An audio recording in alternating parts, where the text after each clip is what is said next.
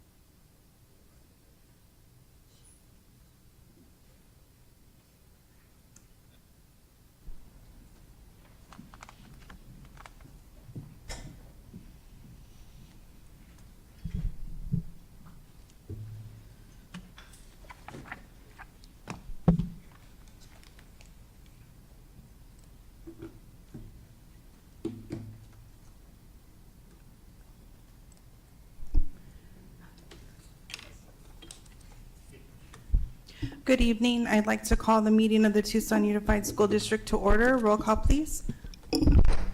Dr. Ravi? Here. Ms. Luna Rose? Here. Ms. Shaw? Here. Mr. Romero? Here. Ms. Ekstrom? Here. Next, we'll move on to the land acknowledgement statement and the Pledge of Allegiance. I believe we have a student on Zoom. Romina Tapia Moreno. She's in the 6th grade at Leonard Guides K through 6 school.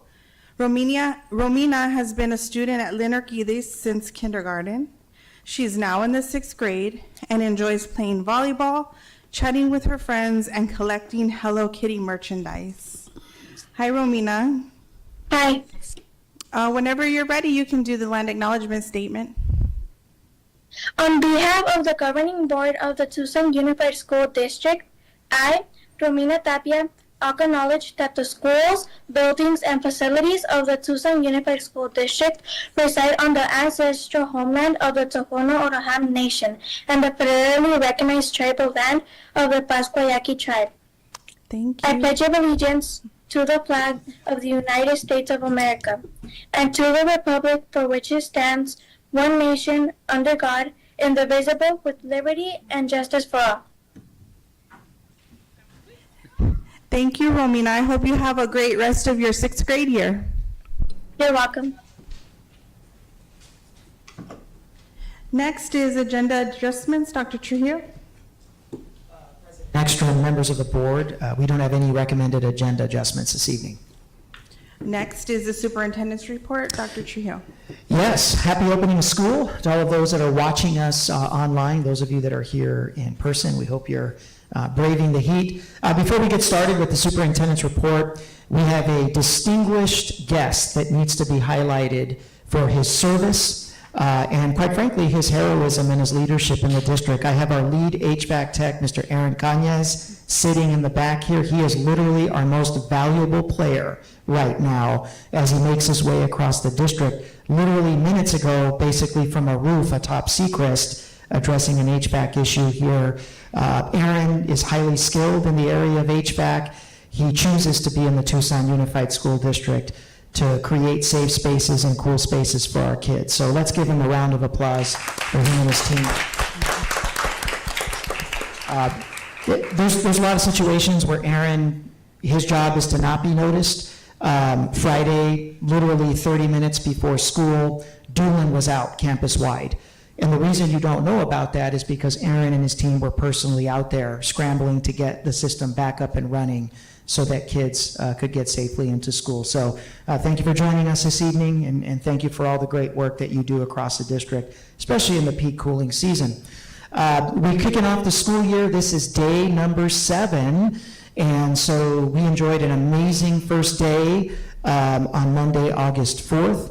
We are now sitting at day 7 of 40,138 students. Enrollment looks good. It usually does look strong at this point of the year. I want to kind of caution everybody that we take a true tally at the 10-day mark, where then we're able to account for all the students that either move out of the district, switch school districts, switch schools. So we'll have a truer read on enrollment after the 10-day count.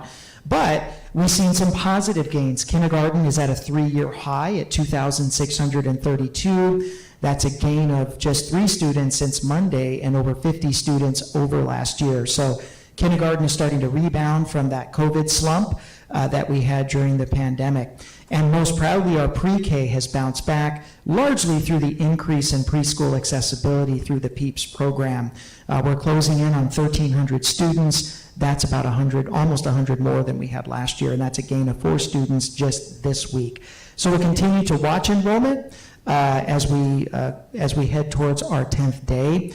We are required at the 10th day by the state of Arizona to eliminate all students that did not attend the first 10 consecutive days of school, and that will allow for us to have a cleaner enrollment read once we hit that mark. So my sincere gratitude to all of our staff, our teachers, support staff, administrators, custodians, our food service workers. Everybody just came together to have such an amazing start for all of our school year, for our kids and our families to come back. Next, I want to celebrate grounds. We've got some grounds for success. I want to thank our grounds teams. They were working overtime the 2 weeks prior to the school year, along with assistance from our contracted partner, Brightview, to really get out there and make sure that our grounds look ready to receive all of our kids and our families. And so I've included just a couple of the pictures as our team made its way across the district. We're very proud of a lot of the work that's been done to make sure that our schools are clean and our grounds and our facilities are ready to go. We know that the school calendar presents a little bit of a challenge. We start pretty early in August, so it cuts the time short that our operations teams and our ground teams have to really get out there and do the work that needs to be done. We lose June because of summer school, and then we lose 6 or 7 days because of the July 4th weekend. So they're able to turn around this incredible work in a really short period of time in a district of 86 schools. So I want to commend them for their amazing work in getting everything ready to go for the school year. I want to thank Innovation Tech and Pima JTED. They had a joint professional development session on project-based learning. And this is the first time that the two staffs, Innovation Tech, which is under the auspices of the Tucson Unified School District, and the Bridges at JTED, which is the JTED centric school that operates in the evening. This is the first time that both of those staffs from both of those districts have come together for shared professional development across the district. The focus this year will be on project-based learning that will integrate CTE programmatic themes with core instruction. That way, students that are in math, that are in science, that are in English and math, they're also getting an infusion of some of the CTE programs that they're having access to at the campus, whether that's gaming or culinary arts or veterinary assistance or any of the drone work that's going on there. So it's a very, very innovative and creative way to jumpstart student engagement, increase the amount of rigor that will be expected of students across the campus, and deepen our partnership with JTED. The session saw very high levels of engagement and enthusiasm, and we're hoping that we can send a small group of representatives from both TUSD and then also JTED out to San Diego to see High Tech High. High Tech High is the exemplary JTED high school in the nation that successfully merges content area courses like English language arts and math, geography with JTED or CTE-centric career pathways. So they're kind of a model school, and we're going to have a small representative group from the JTED side and from the TUSD side heading out there a little bit later this year. A couple of success stories as we start the school year. I do want to stay with Innovation Tech. For the first time in its history, it opened over 400 students. This has been a milestone we've been chasing for the last couple of years. It's a commitment that we had to JTED and to that governing board that we were going to meet that milestone, and we did it. I want to thank Patty Hurley and her team for really pounding the pavement and getting out there and getting as many kids as we possibly can for the space. We'll now be able to start occupying the new building at 400. We'll be able to use some of those classrooms in the newly opened building. Now in its fourth year, the school has grown as more students and families seek these hands-on learning environments, as CTE instruction grows more in its popularity. So again, hitting the 400 barrier is just such a major victory for us in our commitment to this partnership with JTED and making sure that the most amount of students are taking advantage of CTE programming. And here's another stat that I think is a sign of good things to come. We're approaching 30% of those students are now coming from outside of the district. So sort of evolving from the primary or the predominant portion of the population just coming from sister TUSD schools, now starting to creep in from other districts. 30% is not good enough. You know, eventually we want to get over 50. The more outside of the district students we get committing to Innovation Tech, the stronger that the school's pipeline is going to be. The other bright spot that I really want to congratulate is, let's hear it for Bonias. I know I'm going to break protocol here a little bit. We've got the school letter grades from ADE. Technically, they're all embargoed until November, because they want to verify scoring through the A through F letter grade system. But we've looked at scoring for Bonias, and they're so far and above and beyond anything but the A that they've been assigned. So they moved from a C to an A. It's the biggest jump that we have from any of our schools this year. So I really want to congratulate them for this accomplishment, which will be formalized in November when all of our letter grades will be publicized.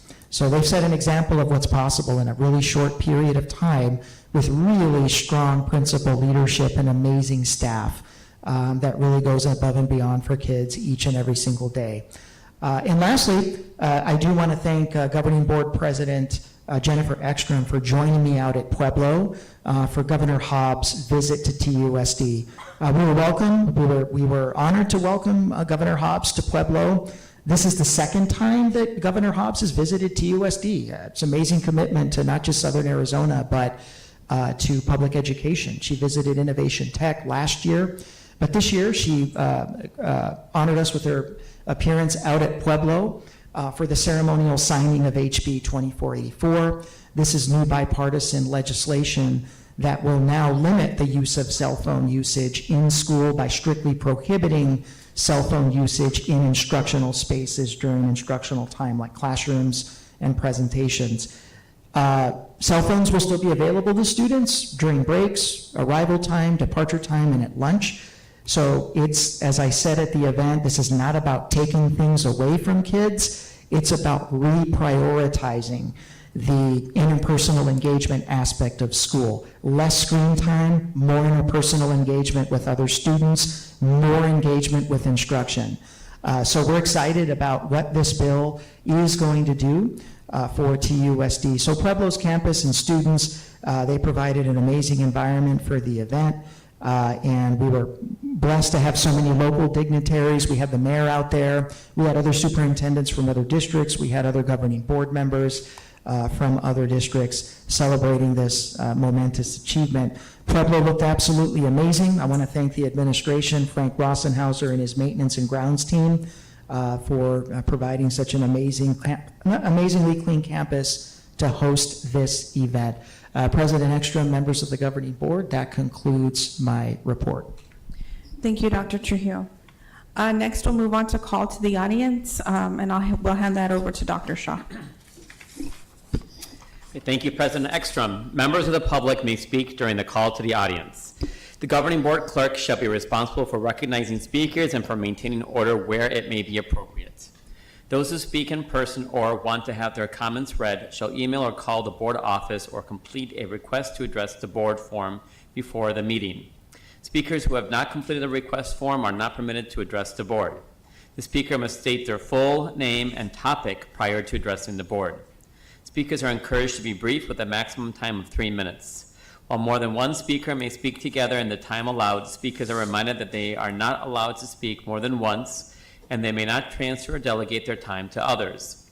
If there are documents for the board, please give them to the board office staff, and they will ensure each board member receives a copy. Those attending the meeting and or speaking before the board shall observe rules of good conduct. Speakers shall also refrain from inappropriate or slanderous remarks. And because TUSD serves students from preschool through high school, speakers should be aware there may be children present and listening.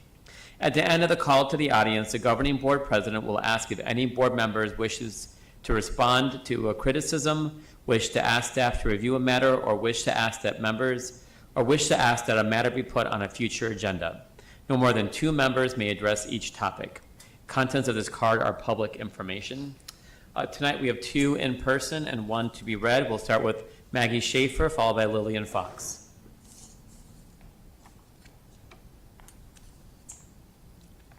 Good evening, Madam President, members of the board, Dr. Trujillo, Mr. Ross. Good to see all of you. Sadie and I shared 4 months together on a Pima County grand jury, so I got to know Sadie pretty well. It's really wonderful to be here with the TUSD board and community. I'm Maggie Schaefer, Director of the Field Experiences for the University of Arizona's Early Childhood and Elementary Teacher Preparation Programs. I reside at 9999 North Camino Paramo in Pima County. I come to you this evening to acknowledge the wonderful partnership we have with so many of your TUSD elementary schools. Your principals and teaching faculty have been and continue to be wonderful partners in UA's teacher preparation. I'd also like to thank the assistant superintendents for their support. Whenever I reach out to them, they are there for us. In particular, Brian Lambert has been especially helpful over this last decade. That's not because the others aren't. That's because, unfortunately for Brian, I have his personal cell phone number. I'd also like to thank Flora Hewitt and Heidi Aranda, who always include our student teachers in the professional development plan for faculty. Heidi has been known to text me on Fridays and Sundays to ensure we are well taken care of. And did you know that since 2019, Jean Armstrong in your IT department has personally set up hundreds of accounts for TUSD student teachers, tech accounts, and that's no small feat. He makes sure everyone is set up and accounts are retired appropriately. Also, Monica Sanchez in your HR department has been committed to our UA TUSD Teaching Fellows program and is always there for me within the hour I reach out. TUSD personnel have been wonderful, and because of that, we happily continue to partner. In 2024, we had cohorts of practicum students and student teachers at Davis, Ochoa, and Sewell, with neighboring schools equally supporting our teacher candidates. Howell and Davis have been cohort partners for the last 15 years. In 2024 school year, we were also present in the following schools. I may go over just a little bit. Bloom, Brick Carrillo, Cabot, C.E. Rose, Davidson, Drachman, Erickson, Ford, Gale, Gridley, Hollinger, Holiday, J.B. Wright, Johnson, Kellon, Lineweaver, Maldonado, Monzo, Marshall, Maxwell, McCorkle, Miles, Miller, Mission View, Oyama, Pueblo Gardens, Robbins, Roscrooge, Sam Hughes, Soling Tom, Van Buskirk, VC, and White. I pray I haven't left anyone out. These principals have been wonderful. The teachers have been extraordinary. That's based not only on direct observation, but on student data that they have been completely satisfied, have a high level of satisfaction with their field placements and what they're learning from their mentors. And let's be real. Student teachers bring added value to classrooms.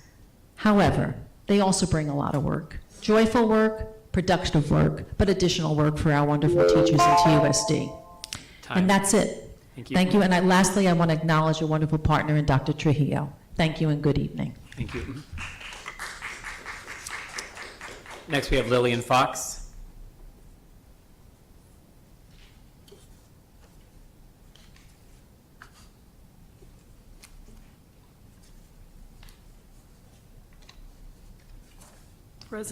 President Ekstrom, members of the board, Yolanda Barboa, Superintendent Trujillo, and Rob Ross.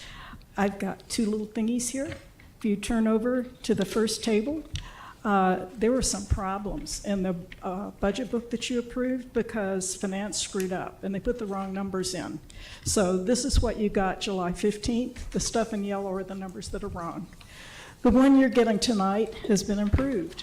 So the numbers in yellow are the new versions. So when you look at this, the departments, you've got $72 million more this year than you had last year, and 92% of that is going to the departments. The departments are getting $66.6 million, and the elementary schools budgets are still being cut, but they're only being cut by $6.3 million. I think you need to question that. Now, the other problem in the original budget book, no job titles were there, just basically FTEs. This new version has an appendix that has all the job titles listed, but unfortunately, the appendix has 990 fewer FTEs than the budget does. So if you look at that table I just showed you, it shows 6,546.8 FTEs in the budget. When you go into the appendix, and I gave you a copy of the page from the appendix, it shows a total of 556.9. I don't think you can approve the budget book when you've got a 990 FTE discrepancy. I think you need to send it back and get it fixed so that it's right, because he fixed the numbers that were on page 5, but the FTEs are still a mess. The other thing he's done is that you no longer have an internal auditor position. That has been deleted. So the board office now only has 2 employees instead of 4. There is no listing anywhere in the appendix for an internal auditor. So if you intend to have an internal auditor, that's another reason to send this back for more work. CFO Hernandez does not have the authority to change the number of FTEs, reduce them or increase them. The board has the sole authority to hire and fire people. That is even in Dr. Trujillo's contract. He knows you have the sole authority. So when Hernandez does things like changes the number of FTEs and doesn't report to you, doesn't tell you, doesn't do a presentation to you about what he's doing with FTEs, he's usurped your job. This is supposed to be approved every year by the board. This is called a staffing formula, has a lot more than class sizes. It has whether or not you have librarians, whether or not you have social workers, whether or not you have counselors. He has refused to give it to you. He hasn't shown it to you for 2 years. And he's claiming now, I'll finish later, thanks. We have one letter to be read by Jill Leon on New Well Styles Wellness Program. Dear TUSD board members, I'm writing to express my concerns about the new Well Styles Wellness Program recently implemented for TUSD health insurance subscribers. While I understand and appreciate the intent to encourage healthy habits, the program structure has become overwhelming, especially for teachers and employees who are already managing heavy workloads. The need to spend approximately 15 to 20 minutes per day for nearly 360 days a year checking, reading, and inputting information into the app amounts to roughly 100 plus hours annually. This is time taken away from rest, prayer, family, and other personal responsibilities, and in many cases would have to be completed at home outside of contracted work hours. The incentive for completing this extensive time commitment opportunity to earn up to $300 gift card bonus. When calculated, this equates to roughly 30 cents per hour in gift cards, hardly a motivating or fair exchange for the time investment required. I respectfully request that the board review this program in depth and consider alternative ways for employees to earn the $300 incentive. The previous program was far more reasonable and achievable without creating additional stress for staff. Teachers and staff members deserve practical wellness initiatives that truly support our well-being, not add to our workload. Thank you for your time and consideration of this important matter. Sincerely, Jill A. Leon, frustrated TUSD employee trying to stay healthy. And President Ekstrom, that concludes the call to the audience. Thank you. Would any board member like to address any comments from call to the audience? Ms. Shaw and then Ms. Luna Rose. Thank you to everyone who spoke today. I don't see Ms. Schaefer in the audience anymore, but yeah, we thoroughly enjoyed ourselves on the grand jury. And I want to thank her for bringing attention to all the good work that she is doing with the Student Teacher Fellows Program, and how, you know, TUSD staff like Jean and Dr. Trujillo and all the principals are helping to support those efforts. Thank you always to Ms. Fox for bringing attention to some of the errors in the budgets, and I look forward to your comments later on tonight. And then per the last comment, I didn't get the name, but I would like to ask staff to put on a future agenda a review of the wellness program and the incentives associated with them. Thank you. Ms. Luna Rose. Thank you. I guess Ms. Schaefer left. I just wanted to say I appreciated most of the time. Call of the audience is, everybody has a right to speak, but it's nice to hear positivity about our staff and what they're doing, and student teachers, and bringing in new line of people who want to come to our schools and be employed and doing the best they can to be with our kids. So I just wanted to thank her for her kind words. Ms. Schaefer, if you're still listening. Dr. Shaw. Thank you, President Ekstrom. And I would actually ask whoever our board liaison is for EBT to just make sure we get feedback on the employee wellness program. I think that's you. Yeah, just to make sure that EBT is a good forum for that to be vetted. Okay, thank you. Yeah, EBT has not met recently, but I will follow up and report back to both you and Ms. Shaw. Thank you. That concludes our call to the audience. Thank you. Next is consent agenda, approval of the consent agenda items 5.2 through 5.10. Mr. Romero. Can I pull, excuse me, can I pull 5.5 for a separate vote, please? Sure. So items 5.2, 5.3, 5.4, 5.6 through 5.10, I will move those items. Second. The motion has been made by myself and seconded by Dr. Shaw. All those in favor say aye. Aye. Aye. Those opposed, motion carries. Item 5.5 is the authorization of governing board members and the superintendent to travel on April 9th through the 13th to attend the 2026 National School Board Association Conference in San Antonio, Texas. Dr. Trio? Yes, the National School Board Association is the preeminent professional organization for school board members serving across districts across the nation. The annual conference gives the school board members an opportunity for high-quality professional development in governance in a variety of areas, whether it's staffing, budget management, budget transparency, public accountability, facilities, school closures. Presents an opportunity for board members to interface and interact with school boards from across the country facing the same challenges. So I find the professional development to be meaningful. There's not a lot of professional development available for board members for such a difficult job. So we recommend it yearly, and so we're recommending it again for governing board consideration. Mr. Romero. So real quick, Dr. Trujillo, as far as return on our investment on that, I think you had went once and you had mentioned something, regarding revisualizing, I guess, schools basically on how they're moving in different areas. What other, I guess, return on our investment are we getting other than you, or I guess any from our board members up here also? I have not gone, and I know most everybody else up here has gone, so I'd like to get some of your feedback as well.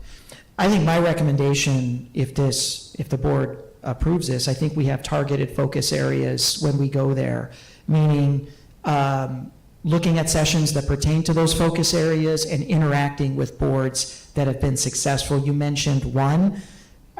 I don't want to get into a difficult topic now, but at some point in the future, TUSD's geographical size would probably need to be addressed, right? Given our trends in enrollment and birth rates. Well, other districts have taken that on, some not so successfully, some successfully. The board would have an opportunity to learn, what districts in other areas of the nation have done, with right sizing and some of those tough decisions. Budget management. Best practices in public accountability and transparency when making cuts, when dealing with staffing cuts, with dealing with positional cuts, with having to raise fees. That's another target area that I think our board could learn a lot from some of those other districts that have been in those tight spots. And a really big emerging area has been communication and relationships with the new media. One of the things I was impressed with, the last one that I went to, is there were some sessions on the new media and how to start leveraging like podcasts and some of the online formats, and how to start moving away from the traditional old media to get your story out, and creative uses of social media to promote the district story. So I think it's important for board members to be in tune with all of that. So I would recommend those example focus areas, and really kind of look at sessions that deal with that and start interacting with districts that have been through those challenges. Dr. Shaw. Thank you, President Ekstrom, and thank you, Mr. Romero, for bringing this up. I've done, as a physician, I've gone to and spoken at medical conferences for over a decade, for 15 years, going to conferences, and you learn a lot from conferences. And as board members, this is a job, that our constituencies, our community elected us to do. A job that, besides being parents or community members, and for one of us, alum of this district, we don't have any education, no degrees, and no training to really figure out how to manage a $750 million budget, 7,000 employees, curriculum that's on our purview, how to manage a relationship with a superintendent, so many other things that we do on a regular basis. We're kind of just winging it a lot of the time and using our skills and experiences that we have from other parts of our lives to try to be effective school board members. And I've gone to 2 NSBA conferences during my 5 years on the governing board, and I found them to be a really great place to learn from best practices and success stories from other school districts around the nation. Almost all the sessions are taught by other school district members, school board members, superintendents, and other leaders in other school districts, sometimes students, sometimes others that work with school districts as consultants. And you're getting best practices. You're finding out how other districts have solved problems that we as a school district also have. And so before the conference, what I've done each conference is we're talking to the other board members that are going, to the superintendent, figuring out, okay, what are the topics that are relevant to us? How are we going to divide and conquer the sessions so that we can sometimes go to the same one and then talk about what this means for our district or go to separate ones to bring in those different experiences from the different sessions. And if approved tonight, I'd really encourage you to go to the next conference, because I think, you'll get a lot of great experience. I know I have these last couple of times that I've been able to go. Ms. Shaw? And I was able to go to one NSBA conference, and I definitely learned a lot of things. And per what Dr. Shaw has said, it does help when there's other school board members on your board there, because there's just so many things to learn about, so many, conference workshops that, like, one person gets really overwhelmed and you really can't, like, digest all of it without, like, some other board members or your colleagues being there to kind of, I guess, spread the love so that you can all come back and, hopefully apply the things that you've learned to, TUSD. Ms. Luna Rose? No. Well, I didn't want to be left out, Mr. Romero. I have found the last couple times that I have attended is the fact that we're bound by open meeting law. And so it's an opportunity for us to connect one-on-one. I mean, we can go and have coffee, but we can't invite some of our other colleagues. This gives us an opportunity to really get to know each other, see where we are as a board, become a more cohesive unit, because that's what we're hopefully supposed to be doing to better the school district and community. And the fact that we tend to be one of the bigger districts that attend. And a lot of the smaller districts sometimes have been amazed that we have 40,000 students and 86 schools, and they want to come and talk to you about, well, how do you do it? Because they're grappling with, I'll make an example. One of the sessions I went to last year, I sat next to a woman, lovely lady from Wisconsin. She had a school board of 9. There was 9 of them, and only 3,000 students. So it was a lively discussion, and I was the only one in the whole room, and it was a pretty big room of a student population over 25,000. So you learn a lot, and you try to figure out what are the best practices, like everybody else said. But I think it's just a really good way to connect with not just your board, but other people. Okay, I will move the item. I'll second. The item has been moved by Salve and seconded by Dr. Shaw. All those in favor say aye. Aye. Aye. Those opposed? Motion carries. Thank you. Next is item 6.1, public hearing for the fiscal year 2025-26 annual expenditure budget revision for the Tucson Unified School District. Yes, I'd like to welcome our Chief Financial Officer, Mr. Hernandez, and then I'd also like to make sure that we address some of the comments made in call to the audience and any subsequent comments or concerns to be expressed during the public hearing. Mr. Hernandez? Absolutely. Good evening, board members. So this is the budget revision number 1, as promised when I came here to you to adopt the budget in mid-July. The legislature had just concluded its work in adopting new budget limits for all the school districts, and so this budget revision incorporates the new additional funding that the state legislature approved when they passed the budget on June 27th. So as a reminder, we're not allowed, the board is not allowed to approve or adopt a budget that exceeds the proposed budget limits. So because we proposed a budget in mid-June before the legislature finished its work, we had to stick to the budget limits that were proposed at that time. But now that that budget has passed, that those limits are now in state statute, we can incorporate those, and we actually by law have until September 15th to do so. The Auditor General released new forms that incorporated these updates on July 1st, and so now this presentation will provide you an update on those budget limits, as well as updates on other funding sources.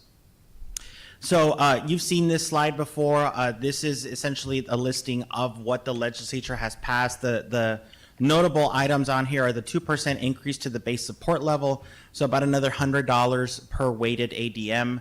They reapproved or they renewed $37 million in what was supposed to be one-time funding for free and reduced student counts, or lunch student counts. They renewed that for a second year, so I guess it's two-time funds now. We are expected to receive funding from those. They renewed also the one-time funds of $29 million for capital funding. And they also renewed $75 million in supplemental state aid from Proposition 123. So if you recall, Proposition 123 expired June 30th. One of the commitments that the legislature made when Prop 123 was passed by the voters in 2015 was to provide an additional $50 million for the first 5 years and an additional $75 million for the last 5 years, in addition to the increase to the base support. And so this is an ongoing commitment that the legislature provided.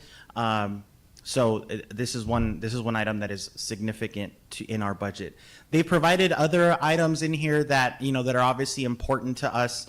Renewal of $3.8 million. This really applies to other school districts than it does to us, but renewing $3.8 million in funding the cost of school meals for students eligible for reduced price lunch so that they can eat for free. Obviously, we are very fortunate that we have 100% free breakfast and lunch for every student in Tucson Unified School District. So this really applies to our neighboring districts. One of the biggest things, kind of talking about HVAC and what Dr. Trujillo mentioned is the renewal of the building renewal grant fund, about $200 million. As soon as those dollars kind of were available, I know the guys in the back were submitting applications. We've already got BRGs approved for a whole heck of a lot of work, and that's just going to keep going all year round. So these were some of the highlights that the legislature had in their budget. So what does it mean for us? So this means the 2% increase. It's about another $6.5 million to our base. The one-time state supplement for free and reduced price lunch students, it's about another $2 million. The one-time capital state aid or DAA state aid supplement, it's about $993,000. And the supplement for Proposition 123 is about another $2.6 million. So all told, it's about $12.2 million more than what was budgeted or adopted on July 15th. So just to kind of point you like what this looks like. So this is obviously you have adopted in the middle column and you have revision in the far left column. You can see what those numbers look like. We're adding $11.3 million to the M&O budget limit. We're adding another $993,759 to the unrestricted capital outlay. There were a couple of shifts there. We had an increase in some audit fees that we were able to budget for. We had a little bit of a change in our weighted student count upwards, so that benefited us. And there was just a reallocation of DSEG between M&O and capital, about $1,200 worth. But all told, I mean, this budget across the district, when you look at it, is now $758.5 million, an increase of 21.3. Some of the biggest changes outside of that were the approval of federal projects. So now that a lot of federal awards have started moving in the right direction, meaning in our direction, that those dollars are actually now coming in. Federal projects, that budget has gone up by $6 million because those dollars became available now. They were not available at the time that we adopted. Same thing with state grants. We had an increase in some internal service funding, which is just miscellaneous funds like student activities or our EBT. So those have been significant changes. But all told, the largest increase came from the increase in M&O by $11.3 million. So that is the total operating budget for the district. Now, in regards to the budget book, obviously there have been some concerning comments and questions made regarding the budget book, and I want to make sure that I disprove a lot of what is being claimed. So there's the claim that the departments have increased their budgets at the expense of reducing budgets like elementary schools. So just kind of backtracking, right? So when we presented the budget on July 15th, elementary schools, the budget book did have elementary schools having a variance of $31 million. In other words, we were decreasing elementary schools by $31 million. That number was not correct. And in a memo that I provided to the 5 of you, I noted to you that that was an error in math, essentially. What happened is that we didn't separate in fiscal year 25 when you created the new K-6 schools, we didn't divorce them from elementary, right? We didn't have a separate category for K-6 schools and elementary schools. So if you go back and take a look at the FY25 budget book, you won't see a K-6 budget or a unit. The FY26 budget book now does separate them, right? So we've removed the K-6 schools that were approved last year. We added the 3 new ones, so Borton, Calhoun, and Wright were added to those, and we've plucked those out from elementary. So the variance in elementary is actually a decrease of $6 million, not a decrease of $31 million. The decrease the variance in K-6 schools is actually an increase of about $143,000. So the total K-6 budget for fiscal year 25 for those schools was about 33.1. This year, it's about 33.2. So that is the vast majority of the difference, is the fact that we just made the mistake of not separating and creating a category for K-6s. Elementary schools are losing funding. The one thing you have to remember is this is a sum total of all funding sources at that school. This is not just M&O, which you approve. This is also other funding sources. They may have had grants. Results-based funding, for example, may have expired for some. There might have been other private donations, for example, that they are no longer using. There's a variety of factors at different schools that they've budgeted for that they may no longer be budgeting in the future year. Title I is one significant change for a lot of these schools. Obviously, our elementary schools are the brunt of schools that we have in Tucson Unified, and so if there's a shift in them, you're going to see it for them. So it should just be noted, this is not just M&O. This is every source of funding that these schools have available to them, some of which are not available to do essentially whatever they want, right? Some of them they end, or they disappear, or they've moved in a different direction. And so that is one element for why it's moving. But ultimately, that $31 million variance has a lot to do with the fact that we just didn't separate the two categories of essentially K-5s and K-6s, which is an error on our part that we didn't do that last year. So that claim is absolutely false. The other idea is that that we're spending more money in departments at the expense of the schools, that 92% of the increase in department budgets in the overall district budget is going to departments. And that may, look like that on paper, but again, this increase of $66 million, again, is across all funds. So I presented 3 departments on here. The single largest one is the bond program. If you look at the fiscal year 25 budget book, we adopted a budget at that time of $35.3 million. This year, we adopted a budget of over $71 million. That one alone is over $36 million worth of increased funding for that department. And it's not more money, it's the fact that they're just spending more. We are now into the second year of the bond program. They're obviously going to ramp up more dollars. When we adopted this budget, we were just getting off the ground, which is why we adopted such a small budget. If you go back and you take a look at the May revision, you'll see that we actually revised the bond budget upwards to $71 million. And then we adopted a budget of $71 million this year. Engineering, they do a lot of building renewal grants. Dr. Trujillo's mentioned, Aaron in the back, he is part of that department. They implement a lot of these projects. A lot of these projects come from building renewal grants. We're getting more building renewal money. That is not money that we can automatically use for teachers. Not only do you not have that authority, neither do I, right? The state gives us those grants in order to actually, refurbish schools, to fix things, what have you, right? So that is one significant increase. In financial services, there's an increase of $32.6 million. This has a lot to do with the supplemental base. So one of the things that we do is before Classroom Site Fund is rolled out, the supplemental base is rolled out, we hold it in financial services until we know where all of the eligible teachers are located, and then we throw it back out to the school budgets. Those budgets will see those increases. Those budgets will see the supplemental base pay budgeted for the salaries of the eligible teachers at the different schools. That is one significant piece of the financial services budget. Finance actually only increased its FTE by 1. We didn't pay one person $32 million. So there is, so that, just those 3 are $85.5 million.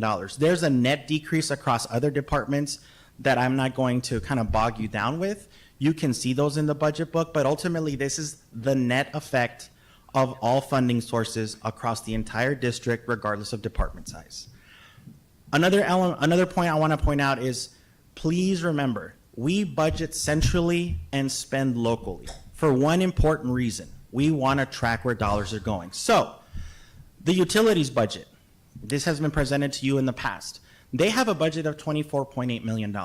We don't spend $24.8 million in the utilities budget. We spend those dollars at the schools. Because the school, when we get a TEP bill, it's for Bonillas Magnet School. It's for Tucson High. It's for Lineweaver Elementary. It's for Utterback Middle School.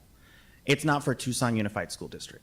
And so we allocate those dollars to every single one of those schools, and you will see an expenditure line item for every single building in this district. You're welcome to talk to the facilities department. They can show you an outline of every expenditure down to the kilowatt for every building, for every meter in every building that we own. That is how we do spending, because you don't want to know how we spent across the district. You want to know what happened at specific schools, because that's where you visit. A last slide, if it moves. Can you move it, Gene? Thank you. Staffing allocations, the student ratios were incorporated, that you've never approved student ratios. The student-teacher ratios specifically, which are the brunt of how we do budgeting, are in the TA consensus agreement. You approve those student ratios every time you approve the annual consensus agreement with the Tucson Education Association. We use those for all future years unless you direct us otherwise. So if you tell us, or we go through a budgeting process that says we want to decrease class sizes by X, or we want to increase class sizes by Y, that is the only reason that we would use a different number. Otherwise, the only authority I have is in class sizes is that authority that is given in the consensus agreement that you actually approved August of last year. The staffing allocations are now incorporated in the budget book. You can see every single one of those. Those have not changed. Those were adopted by boards long before you had your seats. So if at any point in time you want to look and change them, this board has never requested a change to any one of those allocations. They've never been changed. At least in my tenure. So if you want to go back and take a look at old ones, I can certainly present to you budget books that have been provided by Renee Weatherless to show you essentially the same formulas that she was using during her 7-year tenure in Tucson Unified. But ultimately, the staffing allocations are now incorporated in the budget book for your view and the view of the entire public. Finally, just some additional reminders. You've been given this idea, this notion that you haven't adopted a budget book. There is no legal requirement, nor is there a board policy that says you have to approve or adopt a budget book. The idea of a budget book was brought on by a predecessor one of your predecessors on the board who wanted a compendium essentially of a budget book, right? He wanted essentially every expense of everything we do in every single building, and we've continued that practice. There is no requirement. Certainly the board has the ability to adopt policies, based on the requirements that you have, but there is nothing that says you're adopting a budget book. Statute doesn't even mention anything like a budget book. Budget books also are point-in-time documents. Our budgets are not point-in-time. They are fluid. The budget that you're looking at today already looks different now. We will revise it. We will come back in December and give you another revision, and we will have another public hearing based on what changes up and down. The budget book is a reference point in time. It looks at, kind of going to the third point, it looks at budget adoptions to budget adoptions. It would be insane for me to be able to say budget to revision, because then there would be 3, if not 4 budget books. That makes no sense. These are reference documents, right? And so we want to take a look at the same point in time's adoption to adoption. Now, the digital budget book, when you approve the annual financial report in October, we'll have year-to-date expenditures for all of these funds. And so we use that as a reference point to then set the budget for next year, right? If we adopted a budget of $25 million for utilities, but we spent $30 million on utilities, then we want the people to see that as an expenditure versus the budget, so that then we can revise the budget in the future to actually accommodate the reality of what's taking place in the business of Tucson Unified. None of this is required in law and policy and statute? Nothing. That is an absolute lie. I mean, there's no other word for it. So, you know, I welcome your questions. Yeah, that's it. Thank you. Dr. Trujillo?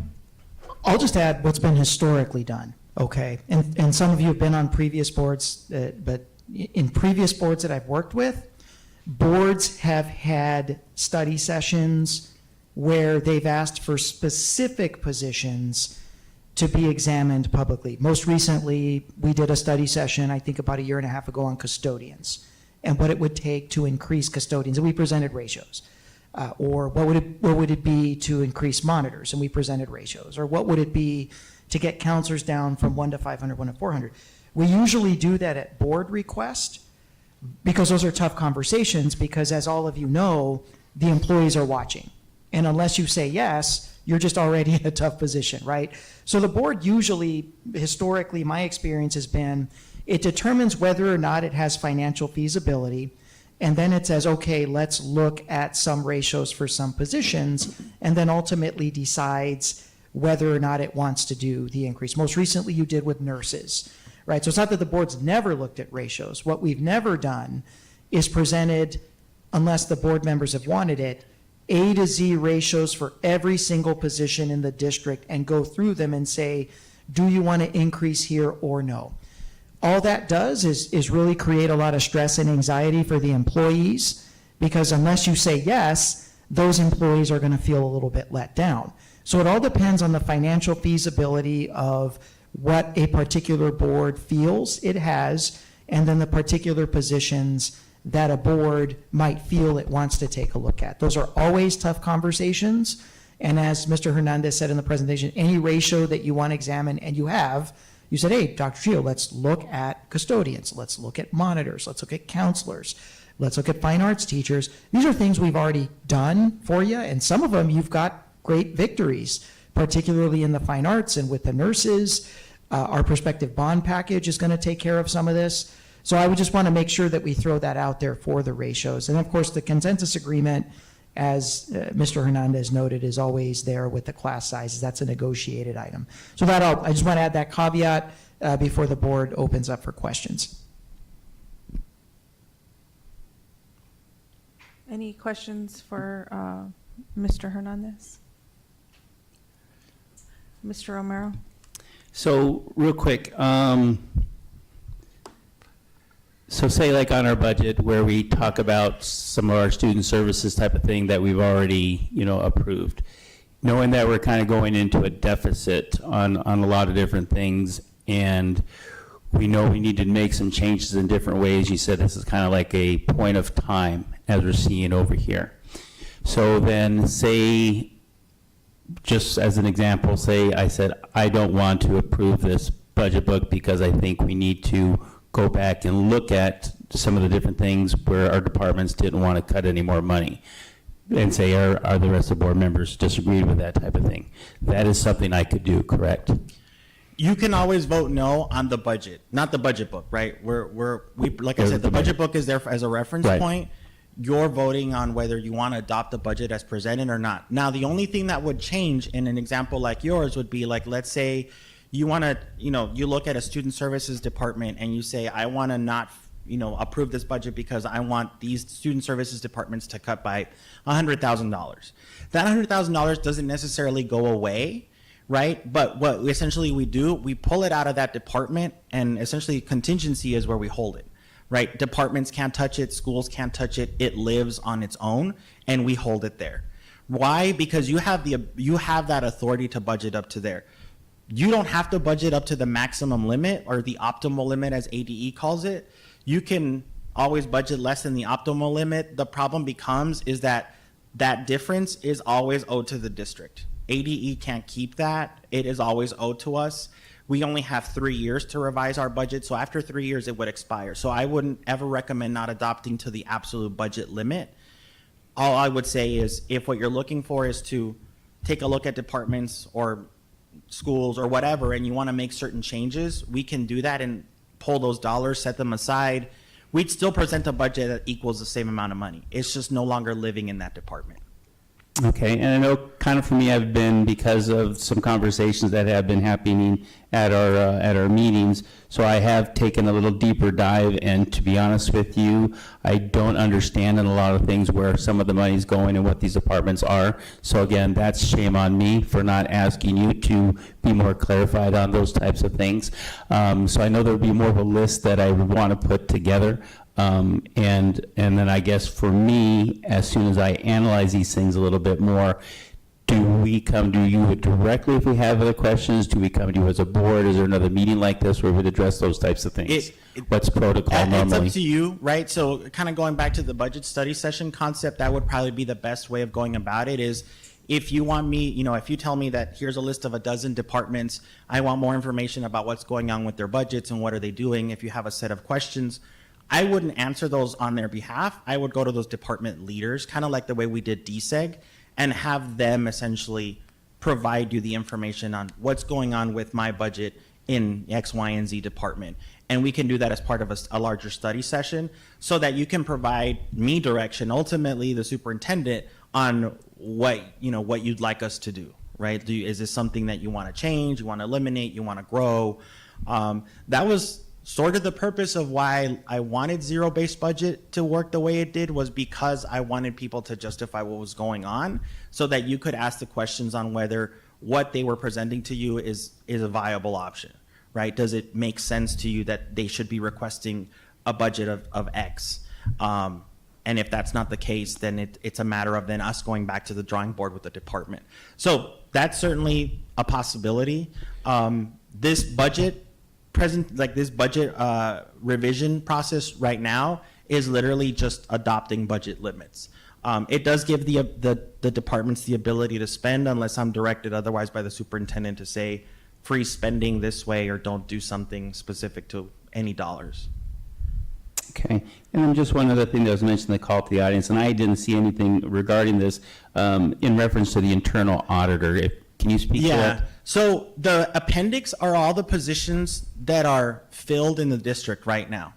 Obviously, the internal auditor position is currently not filled. If you go to the actual governing board budget, I believe it's to page 233, there are 4 FTEs. I guess. Yeah, give or take a few pages, Mr. Romero, but there are 4 FTEs. There is Yolanda, Vanessa, a vacant staff assistant, and a vacant internal auditor. We didn't present an internal auditor on there just as much as we didn't present the vacant staff assistant on the listing of the appendix because they're not filled. We don't budget by the names of jobs. We budget by classifications. So a classified salary, a principal salary, a teacher salary. That teacher, we have a ton of titles under teacher. We don't budget under teacher ELD, teacher two-way dual language, MTSS. We don't do that. We do classified, certified, administrative, and substitute. That is how we do it. So when we provided you that appendix, those are all the jobs that are currently filled as of the date that I ran that listing in Tucson Unified. The internal auditor is currently not filled, but is a budgeted job. Thank you. Okay, we can move on to the public hearing. Dr. Shaw. Great. Thank you, President Ekstrom. Members of the public may speak during the fiscal year 25-26 annual expenditure budget revision number 1 public hearing portion of the agenda. Board President or Board Clerk shall be responsible for recognizing speakers and for maintaining proper order by setting such limitations as may be appropriate. Speakers during the public hearing should restrict their remarks to topics related to the fiscal year 25-26 annual expenditure budget revision number 1. Speakers are encouraged to be brief, maximum of 3 minutes. Individuals speaking before the board shall observe rules of propriety and good conduct and refrain from impertinent or slanderous remarks. We have 1 speaker in person and none to be read. The only speaker is Ms. Lillian Fox.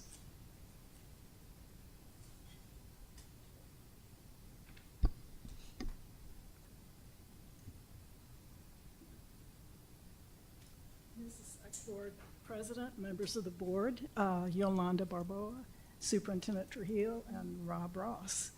I am always astonished at CFO Hernandez's creativity. It is just astonishing. For year after year after year, the board has always approved the staffing chart. It is the basis for the budget. For him to claim that the class sizes are set in the TEA agreement is ridiculous. They're set here plus a lot of other things. His also claimed that the appendix has far fewer employees because those are the filled positions in the appendix. He's not showing the unfilled positions. Then he must be claiming that you have 990 positions in TUSD that are unfilled, because that is the difference between the number that's in the budget book itself and the number in the appendix. Do you really believe you have 990 unfilled positions in the district? I don't. It's also true that there's nothing that says we have to have a budget book, except TUSD has had a budget book going back since Methuselah was a baby. And for about the last 15 years, we've had a budget book in the form that was here. The prior version of the budget book was not quite as clear. State statute says you are responsible for the disbursement, and I'm not using the right terms, Rob Ross can quote it to you exactly. You are responsible for how TUSD's funds are spent. You also have sole authority on hiring and firing. So when he does a budget book where he changes the number of employees or adds to the employees, he doesn't have the right to do that. He has to show you. He can make recommendations to you. Trujillo can make recommendations to you, and you can say up or down.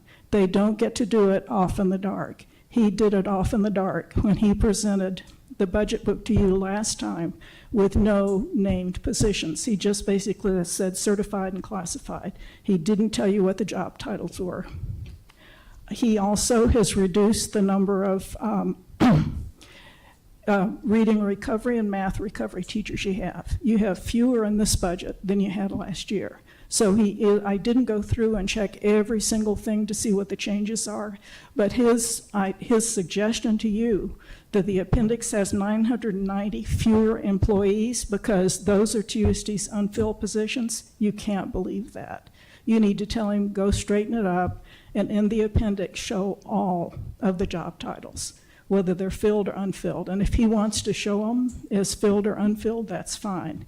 But you can't let him get away with claiming in the budget that you've got 6,546.8 FTEs, and then the appendix claim you've only got 5,556.9. This sounds like the same kind of mistake he made in the original budget book where he didn't give the right amount of money for the budgets for the elementary schools. Thank you. Yes, Dr. Trio. That the action you took on the personnel action agenda also reflected the recommendation by the administration to release 449 substitutes that are technically positions assigned to the district that are assigned because they took absolutely 0 days over the last 12 months. So of those 449 subs, there were 306 of those subs that, again, worked 0 days over the 24-25 school year. If they want to work and they want to take days, they're welcome to reapply and come back to us. We also had 143 subs that worked but didn't meet the required 10 days per semester threshold, and also failed to respond to numerous inquiries from HR. Hey, do you still want to be active? Do you still want to be on the roster? So you took action tonight. So those 449 were actually accounted for those unfilled positions. So those are going to be positions that will be reflected in that reduced count. Mr. Hernandez? Yeah, and the FTE is not a one-to-one, right? So substitute teachers are not budgeted at a 1.0. That's not how we do it, right? We budget them at a fraction. So for example, substitutes are budgeted at a 0.12. So even though you may have 400-ish, you know, it's really at less than the amount, head count wise, right? Head count versus FTE. We don't budget by head count. We budget by full-time equivalent. So there's that component. Nobody's doing anything in the dark. You know, I give you budget sessions. Dr. Trujillo directs me to prepare budget sessions for all of you during the various months. I open up, you know, your questions. All of you email me. Each one of you has my phone number. And I am never not responsive. So if there's a specific thing that you as the board would like me to provide, I will take direction from you as the governing board, obviously through the superintendent. If there's specific information that you would like elaborated in the budget book beyond what's already there, right? If you want me to present to you every single position that's there, whether it's filled or not, I can certainly do that. That is not a difficult thing to do. The idea was, hey, I didn't present the position of, chief financial officer is not in there. It just says classified salary. She wants to know that there's a chief financial officer and how much money I'm making, as well as every other administrator, teacher, what have you in this district. It's all in there. Those are true live current salaries.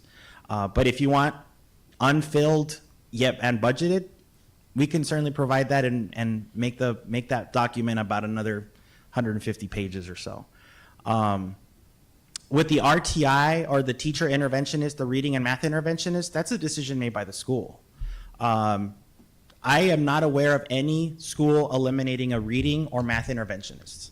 Those are DSEG funded. Even if they did, they wouldn't get to keep the money because those are DSEG dedicated dollars. That is a governing board directive. That is a governing board mandate in terms of funded positions. So are there unfilled math and reading interventionists in this district? Absolutely there are. Am I not budgeting them? No, that's not the case. But we do have other RTI positions that are not DSEC funded. Correct. Yes, we do. Okay, I'm going to move on to 7.1, the approval of the fiscal year 2025-26 annual expenditure budget revision 1 for the Tucson Unified School District. Any questions or comments before? Ms. Shaw? Regarding the discrepancy with the staffing, the difference of 990 in the budget book as opposed to what's in the appendix, I know you, Dr. Trujillo mentioned subs, but that would only account for, well, I guess half that number. So what's the other half? Yeah, the other half is I have to, I'll take a look at what those are. Like I said, I provided you a presentation, an appendix that includes all of the filled jobs in the district that are tied to the FTEs in the staffing. The other thing is because we don't do budgeting based on titles, like I mentioned before, there may not be those positions there, right? So you may have 4, like the internal auditor, you may have 4 classified positions in the governing board office, but you only have 3 currently or 2 currently filled. So that right there is a difference of 2. That happens across the entire district because there are unfilled jobs. So I will go back and reconcile those because it sounds like what you want is you want every single job regardless of whether it has a body in it or not. Well, I just think the numbers should match up. So if you're including the vacant positions in the budget book, but not the appendix, it's confusing. Yeah, Because those in the appendix aren't filled. But I see your point. I can make sure that they're there if that's what you want me to do. And in regards to the, I guess the variance in the financial services compared to fiscal year 25 and this current school year, you said it was due to holding the money and then distributing it to the department. Fiscal year 25, it was 3.5, and this school year is 36 million. So are we going to adopt a budget in December that is closer to that fiscal year 25? Yeah, because by that point, we would have distributed all of the Prop 301 dollars down to the sites where they belong. So the budget in the financial services department is about $3.5 million. It is nowhere near $32 million. Okay, thank you. Dr. Trujillo, did you want to say something? Is that vacancy count reflective of also non-M&O funded positions? Yes. Okay. Absolutely. So we're dealing with vacancies that are funded out of IDEA. I'm on our HR website that lists all of our vacancies, so I see all of these ex-ed positions open. Those are funded out of IDEA, those parapro positions. I see some stuff that's funded, some positions that would be funded from title. So it's inclusive of all of those different funding sources, Yes. not just strictly M&O. Right, Okay. correct. And then, of course, it's still inclusive of all of these vacant positions that have yet to be cut out, like tonight's action to cut all of those vacant sub positions that are coded back to the district. Do those vacancies include variable hour, like Oh. crosswalk guards that Yeah. don't work a full week, like classroom aides? It's not just a teacher count, right? Yes. Okay. Yes. And it also is reflective of positions where there might be a lag between a principal's decision to no longer fund something, and it's still posted and it's not updated. I know we're going to be doing equalization Right. coming up soon. Yeah, Okay. that does happen, right? So I think that having a list of all of these vacancies and then breaking out the funding source, what's going to be eventually cut out because it is vacant, and what's actually we're seeking to fill, like all of these ex ed positions, obviously we're seeking to fill them all, but that's a different funding source. That's IDEA. That might be Medicaid for some of those vacant related service provider positions. So I think it's a matter of just providing a little bit more detail. Yeah, and we'll do that after we complete fall equalization, right? Because we want to close positions that we're absolutely not filling. Because there are schools who have lost enrollment where we did budget a teacher, that teacher is no longer going to be available, that position is not going to be available because their enrollment declined since we did the budget with them back in February and March. And so to be as clean as possible, we want to make sure we close those and get them off our books so that they're not encumbered, right? Those dollars are available for something else and they don't appear on the list. That being said, those positions are still going to be in the adopted budget book because at the time of the adoption, we thought we were going to hire X, Y, and Z teacher at this school. And now the enrollment, we do this 10-day equalization, that enrollment declined, now we're going to take that teacher. Or the other way, line weaver's getting 3 teachers. I can tell you that right now, right? Those 3 teachers are currently not in the budget book because we wait until equalization happens because line weaver increased their enrollment since we budgeted in February. And this is a message that I've been sharing with our principals every week since the 4th of July. So they've been aware of the fluctuation of their FTEs for a while. Dr. Trujillo. One more question, Ricky. I see also, when I look at our HR vacancies, included in that vacancy count are there supplemental positions? No, no. Football coach, assistant yeah. football. So, okay, so that inflates the count. Those aren't, yeah, because those aren't. Those are all you listed them as vacant positions, even though they're not full 1.0. So we've got a bunch of coaching positions, sponsor positions, assistant head football coach, assistant varsity girls basketball coach, Stugo sponsor. All of those are lumped into what would be those 900 vacancies. Yeah, we give them a fraction of an FTE for every one of those extra duty type coaching or sponsorship. Which means that they'll probably end up getting filled. Yeah. I Okay. mean, they're already filling them now, so.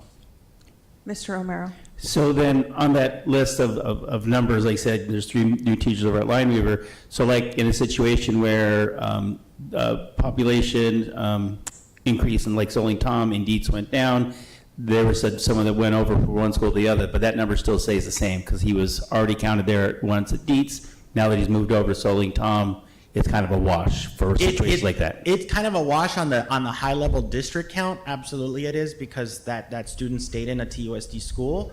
But depending on when that student moves, so like for example. I mean, it's an employee. Oh, okay, yeah, so an employee saying, yeah, it'll be a wash in terms of, in the adopted budget book, that employee will be a Dietz employee because that change happened afterwards. If I didn't capture them when I ran that listing, they would still be a Dietz employee versus a Soling Tom employee. Now, when I do the revision or when I do next year's budget, if that employee is still at Soling Tom, that individual will now be captured at Soling Tom. This is why these budget books are point in time, right? Because we do them adopted to adopted, and our budgets are fluid. I bring you revisions at least 2 to 3 times a year, and they change for a variety of reasons. And sometimes they do change because FTEs change or funding sources change. So in your example, depending on when that individual might have moved, if it coincides when I ran those out of our payroll system, then yeah, it might have captured them. If not, then they'll appear in the subsequent adoption. But from a budgeting perspective, they are now a Soling Tom employee. And then for our next window in time, you said 2 or 3 times a year. Does that basically fluctuate based on needs, or is it a set time that we come on in? I know So by statute, we're required to submit. The district is required to submit a revision to you by December 15th. if the budget limits that you adopt, that we present to you, exceed 1% of the general budget limit that the Department of Education calculates. So ADE does their own calculation of our budget limit, compares it to us. If I'm off by more than 1%, I have to come back to you to shift it, if it's over by 1%. What's funny is that if it's under by 1%, I don't have to come back to you. We do, right? Because we want to capture that additional capacity. During those budget revisions, we take the opportunity to make other changes, right? If we close FTEs, if we get more funding, if we lose funding, we make other revisions to like grants and other non-M&O, non-capital sources of funding. So because we have to true those up as they move on. So December 1, that's the important one. May 1 is really just to true the whole year up. Make sure that we didn't miss any excess capacity or that we didn't cut where we were supposed to cut, so that we can make sure that we end the fiscal year as close to where we're supposed to be as possible, so that when we close the fiscal year, you know, the budget is as accurate as it should be according to the Department of Education. So May is the catch-up month. So those tend to be the two big reasons why we do revisions those times. So one of my concerns would be regarding our budget. You know, we can't, you know, I know there's some people that are putting all their eggs in a override, but November we'll find out. I think we should be more proactive in having these conversations with the board on where we need to cut to eliminate this deficit, and have that meeting a little bit more public, so that, you know, I know we had all the departments come on in and give their spiel. You know, some went a lot longer than they needed to prove their case. But I know we're in a really tough situation here. And I think versus term used, kick the can down the road, I think we need to put our best foot forward here and realize the issue and start making some tough decisions or having conversations on this before we just continue to keep passing these amended revisions. I think if you have ideas and you aren't comfortable with the budget, that you should talk to Mr. Hernandez and make all of these questions known to him, so that he can come back to you, so that you have a good answer and that you're able and you feel comfortable to vote on a revision, on a revised budget. But we've done this year after year, and so I guess I'm a little bit concerned that you don't feel comfortable voting on this today. Well, I feel comfortable voting on it today. I just don't feel that I'm would do my due diligence by passing it when I still have so many more questions. I don't want to impede what's going on, and I admit that I did not do my due diligence when it came to looking at the numbers. I started looking at the numbers a little bit more. And again, I've talked about the sacred cows that we've got within our district and other things that I think we need to focus a little bit more on. And yes, maybe my first 2 years, I didn't look at it as good. I just wanted, for me, I got to look a little bit more deeper inside. So that's for me. And that's why I wanted to talk to Ricky as far as bringing it up to him. But like I said, for me, there's more questions that I have that I'm not comfortable just saying yes and just moving it on through. That's why for the future, I was hoping to have something where we can have more dialed in discussion, where these questions can be brought up, and maybe I might bring up something that someone else up here is not aware of, or vice versa, so another topic that's coming in place. As we're working together here as a team, ultimately, it's all five of us that are going to determine on how the district moves forward financially. And if we head in the wrong direction without addressing it and putting blinders on, I think that makes us look bad as a board. I just want us to be responsible to our community. Well, I think that any question that I've ever asked Mr. Hernandez has been distributed to the board as, you know, a blind carbon copy. So we do see those questions that are being asked, and the rest of the board does get to see that. So I just want to make that clear, like if you do have these questions, that's why he's here. I remember a few months ago, I think it was last school year, I had questions on DSEG, so I set up a meeting and we talked it out. It wasn't in public, but I had my questions answered so that I was able to have, you know, a better understanding of what I was voting on. So I would just encourage board members, to ask these questions, so that you do feel comfortable and that we can have a discussion up here. But we've talked about the budget now for a few months, and I think that was the time to have these discussions and to have those questions answered. I just want to make sure that you feel comfortable enough to go to Ricky and to ask these questions so that you can feel comfortable going back to your constituents and, letting them know that you've done your due diligence. Right, and I feel comfortable, and I've reached out to Ricky many, many times, and he's answered many, many of my questions the same way that you mentioned. Just me doing a deeper dive other than what I've been looking for in the past, because there's been other things that have been brought on up, so I took a little bit deeper dive into it. I just have more questions than I have answers now. That's and yes, we have done a lot of stuff on the budget, and Ricky is very thorough. And again, I appreciate all of you. Again, I've just come to a different point where I have more questions. Ms. Shaw?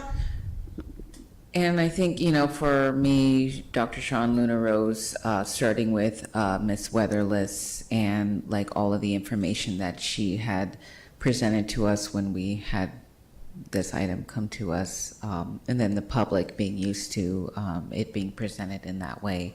Personally, I think it would be helpful to always have the budget book on approvals of the revision, or just the first approval or last approval, just so that, when members of the public do bring things to our attention, it's readily available. I don't have to search like my emails for that document, and so the public can be, more abreast, and that we are too, because, there's a lot of money that we're approving, and it would be nice to be able to reference it quickly and also catch discrepancies, or just, inform ourselves like, oh, there's no librarians at this school, not even a media specialist. Maybe we should, look into that. I think it'd be helpful to always have that attached if you can. But I appreciate the additions per the last time this came to us with the appendix and all of that. So thank you for taking heed of that. Any other questions or comments? Do I hear a motion to approve? So moved. Second. The item has been moved by Ms. Luna Rose and seconded by Dr. Shaw. Roll call, please. Dr. Robbie? Yes. Ms. Luna Rose? Yes. Ms. Shaw? Yes. Mr. Romero? No. Ms. Ekstrom? Yes. Motion passes 4-1. Thank you. Thank you. Next is item 7.2, the blanket approval for high school and middle school participation in fine and performing arts non-athletic activities for the 25-26 school year. Dr. Trujillo. Yes, actually, the next two items. First up, we're going to have fine arts. We're going to welcome our fine arts director, Dr. Joan Ashcraft, to present the formal slate, the formal calendar, if you will, of fine arts district festivals, the competition schedule. Your action tonight will protect our performance artists in the sense that it will allow them to make up any tests, any quizzes, any class time. It will provide for excused absences, for their absences while they're out competing and participating in district festivals. Unfortunately, without action, we've learned in the past that a lot of teachers across the district don't allow for our performance artists to make up tests, and sometimes there's some academic ramifications. So we just want to make this a regular function of the board. So with that, I'm going to turn it over to Dr. Ashcraft. Good evening, board members and Dr. Trujillo and legal counsel Ross. You've been provided two different documents. One are the TUSD performances that we do internally that are run by the Fine Arts Department. And the other list, which is several pages long, is for all of the state associations, Arizona Band and Orchestra Directors Association, Arizona Choral Association, et cetera, in which we list all the activities in which our middle school or high school students could perform as an ensemble and sometimes in solo performances. So your approval of this will allow them to have transportation that Fine Arts pays for, the majority of it, to go to these different events. And of course, Very soon, we'll be presenting State of the Arts, so you'll know how well we did last year in those festivals as we move forward in each year, building more momentum after going through how many years? A couple years of COVID, and how we've recovered from that.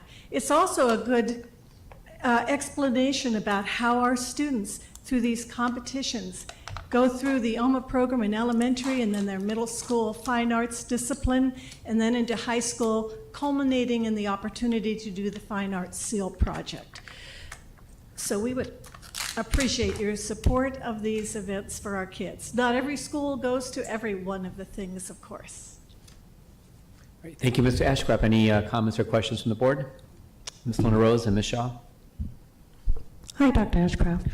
So, just want to say I just filled out some forms this morning for the Scott Lang Leadership Oh, yes. for the band and Winter Guard, or I'm sorry, Color Guard. We're not Winter Guard yet. As a high school parent, these are key. These are what the kids practice every day after school and on Saturdays. And if you have a chance to go, I always just like to preface, please go. These are amazing events, and you can see what our kids are doing. I just want to say thank you for all your work on this. I know that a lot goes into it, and our kids are traveling all around the state. Parents are too, and sometimes to other states. I just want to say we do such a fantastic job here at TUSD with this. So. Well, we appreciate your support and that of all the departments that help support us. I've got to just say transportation has bent over backwards to make this happen for us. It's not inexpensive, however, but it's certainly worth the efforts. Thank you. Michelle? Thank you so much for bringing this to our attention.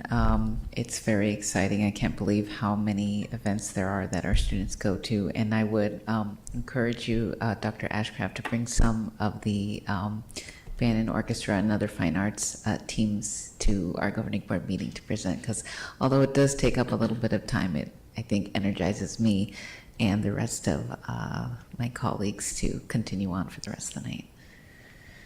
Want to share the good news? Well, certainly. Just last night, about 6 p.m., I got a message from Dr. Trujillo to set up a performance for you from our different groups for one each month for you this fall semester of performances. So we'll be starting next time. Oh, great. Who's up next? Well, I think I'll bring a marching band for that, Okay. just the spirit of the marching bands, because they've started practice. They've been working like 4 weeks. They've been working before since school July. Oh, Yes, wow. yes, in the I heat. I'll attest to that. They've been working since July. So I thought they're most prepared, but then we're going to bring some middle school groups and some others. Great. Dr. Trio? And as much as we love fine arts, the reason it's once a month is because we're going to split time with CTE. So you'll get once a month with fine arts, and then you'll get your other meeting will be a CTE demonstration.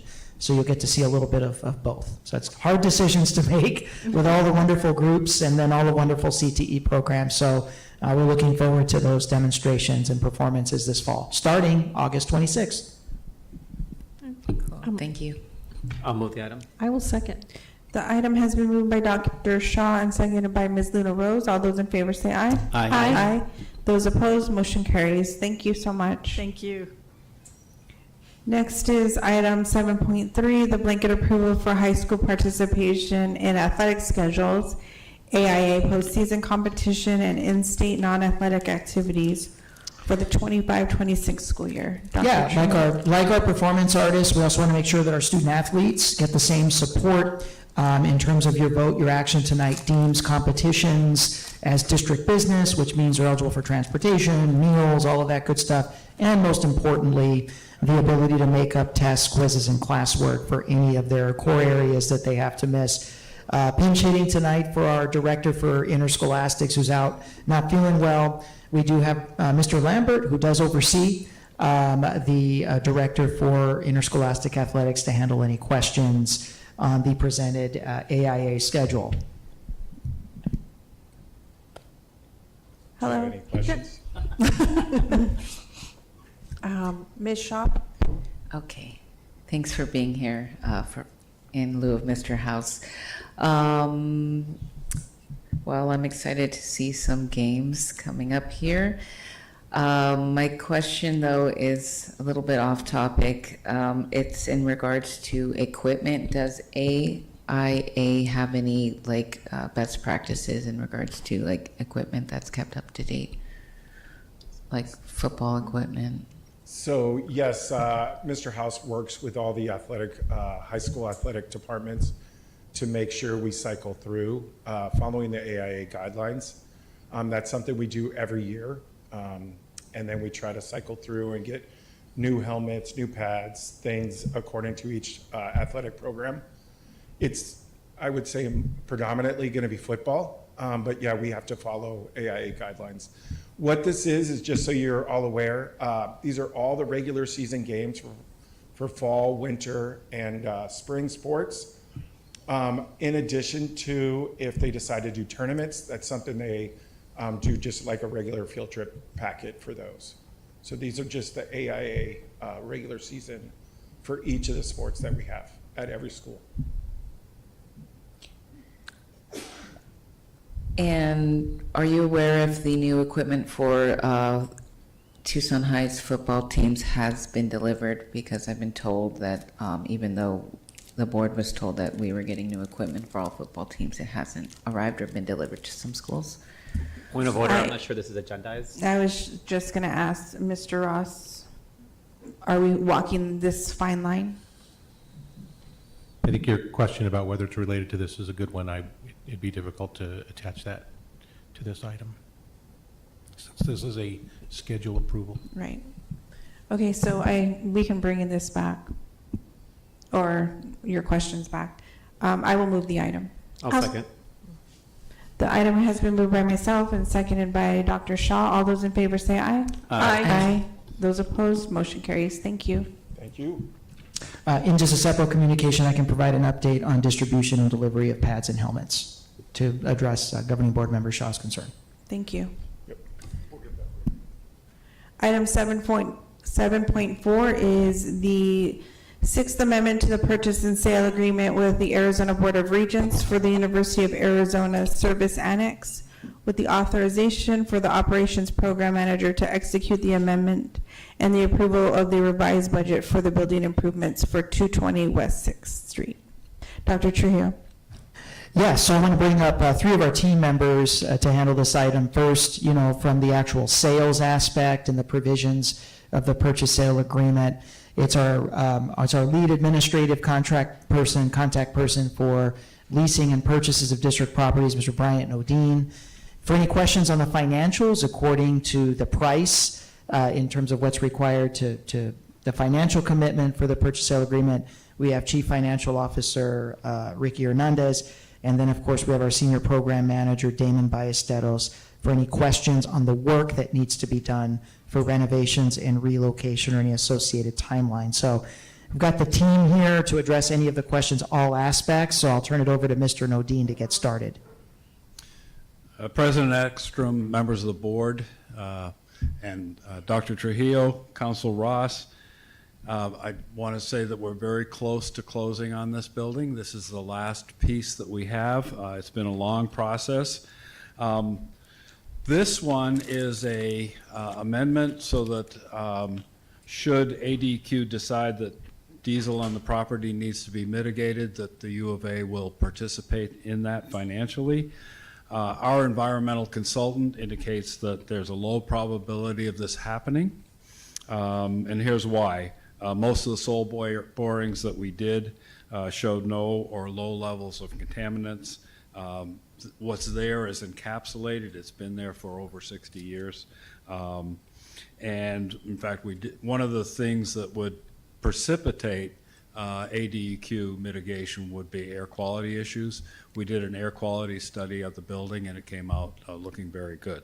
So we're ready to move forward. If you approve this amendment this evening, we're scheduled to close next week. Mr. Romero? Make a motion, please. I'll second.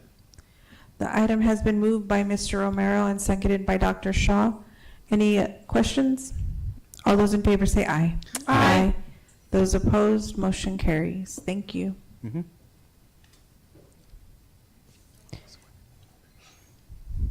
Item 8.1 is the approval of the intergovernmental agreement between the Arizona Board of Regents, Arizona State University, and Tucson Unified for the teaching early literacy and language curriculum for teachers and staff in the district's community schools / preschool programs. Dr. Trujillo, go ahead, Ms. Kivett. Thank you. Good evening, Board President Ekstrom, distinguished board members, Dr. Trujillo, and legal counsel. I am here tonight to review information about our adopted TEL curriculum and hopefully get your approval for an IGA between TUSD and ASU in order to purchase updated kits. Also, you will notice pictures on each slide. Brickta and Shoemaker just celebrated their 10-year anniversary. We celebrated with tree planting ceremonies, music, dance, art. We walked through a decade of memories with pictures and messages in our hallways, and it has been a wonderful time spent with our communities. Next slide, please. Oh, I have a clicker. Thank you. Okay. So in 2019, we began a comprehensive evaluation of our programs and identified the need for a consistent, standardized curriculum in our preschool classrooms. We formed a committee of teachers and teaching assistants to guide the selection process. Multiple vendors presented their programs, and staff had opportunities to review and explore each option. Ultimately, they selected the TEL curriculum, Teaching Early Literacy and Language from Arizona State University, an evidence-based research-supported program. Our participation in 2020 in ASU's research study that first year resulted in every classroom receiving a complete curriculum set at no cost. We're now at the 5-year mark for curriculum updates, and we have funding available that may not be later. This is the right time to provide every inclusive and PEEPS classroom with the most current high-quality TEL curriculum kits. We've continued training our staff, and just last week's session had an incredible turnout of teachers and TAs engaged, asking thoughtful questions, and eager to deepen their practice. The training was optional, and we had 50 people attend. And to be clear, this curriculum will not replace what makes our classrooms special. We'll still see intentional play, exploration, outdoor learning, and hands-on experiences. This is simply a tool to strengthen and enhance the great work that's already happening. As we continue to strengthen our early learning programs, we're moving forward to a more structured and standardized approach. Beginning this school year, the TEL curriculum will be implemented in all inclusive and PEEPS classrooms across the district. This decision is rooted in our commitment to access and equity, ensuring that all students, regardless of the site or classroom they attend, receive the same high-quality research-based instruction. With that said, this is an overview of the TEL components, and the highlighted pieces are components that are easiest to implement and where we're starting with teachers. So TEL is a year-long curriculum built around bi-weekly themes with review weeks every 5th week. Before each review, teachers assess student progress and use the data to adjust instruction. Themes range from We Love School and All About Me to dinosaurs, space, and the ocean. In the first 6 weeks, our focus is on building routines and relationships. So in the beginning, teachers simply sprinkle in TEL activities without that being the main focus, because again, we want to really focus on routines and procedures. This slide is to just show the different times of the day in the schedule, learning goals associated with the activity, and the TEL component that supports those goals. We've also been stressing that dialogic reading is at the heart of small groups. That's interactive method of shared book reading that encourages conversation between adult and a child.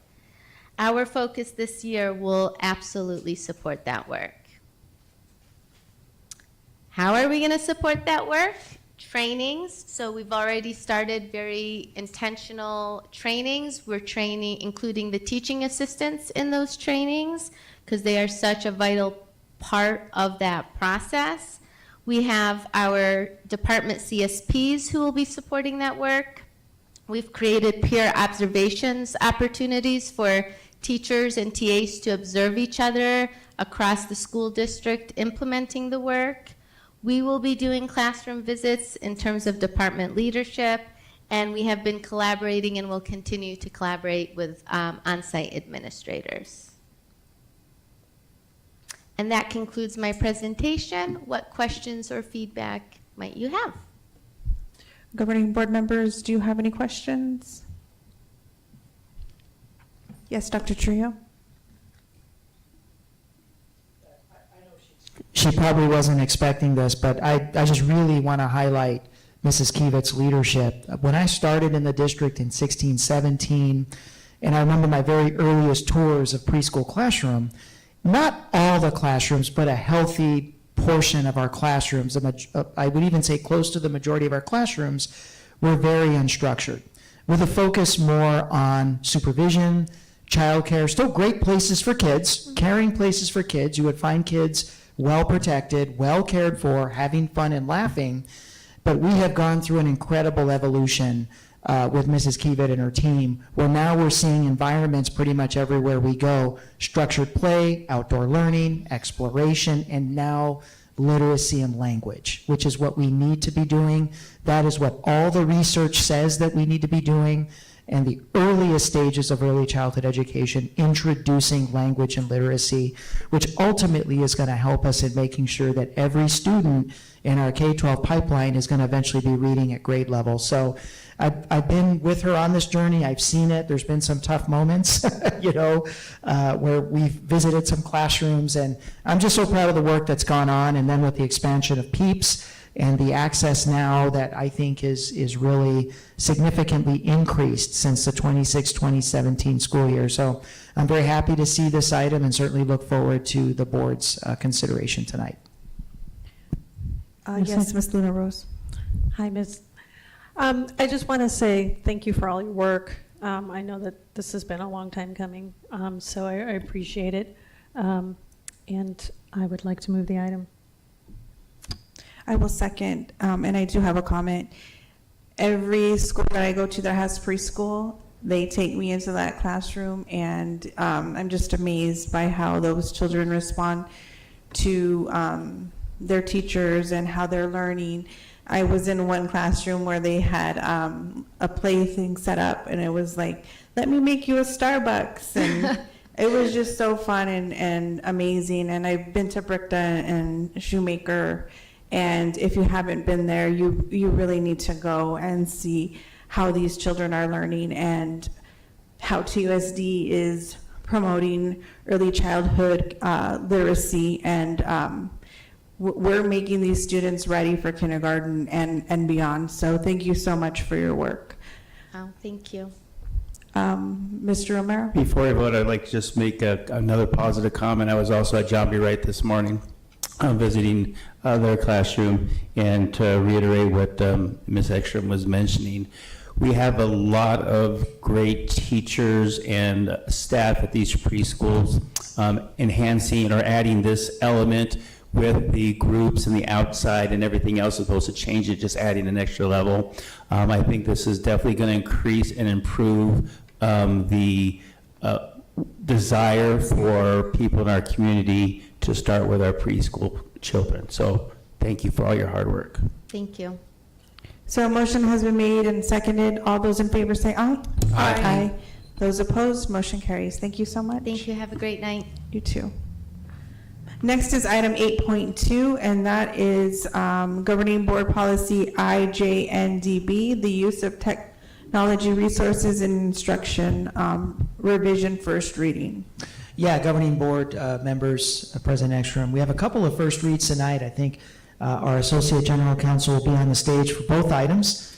First up is IJNB, use of technology resources. Again, both are first reads, so I'll go ahead and I'll turn it over to Mr. Aronoff.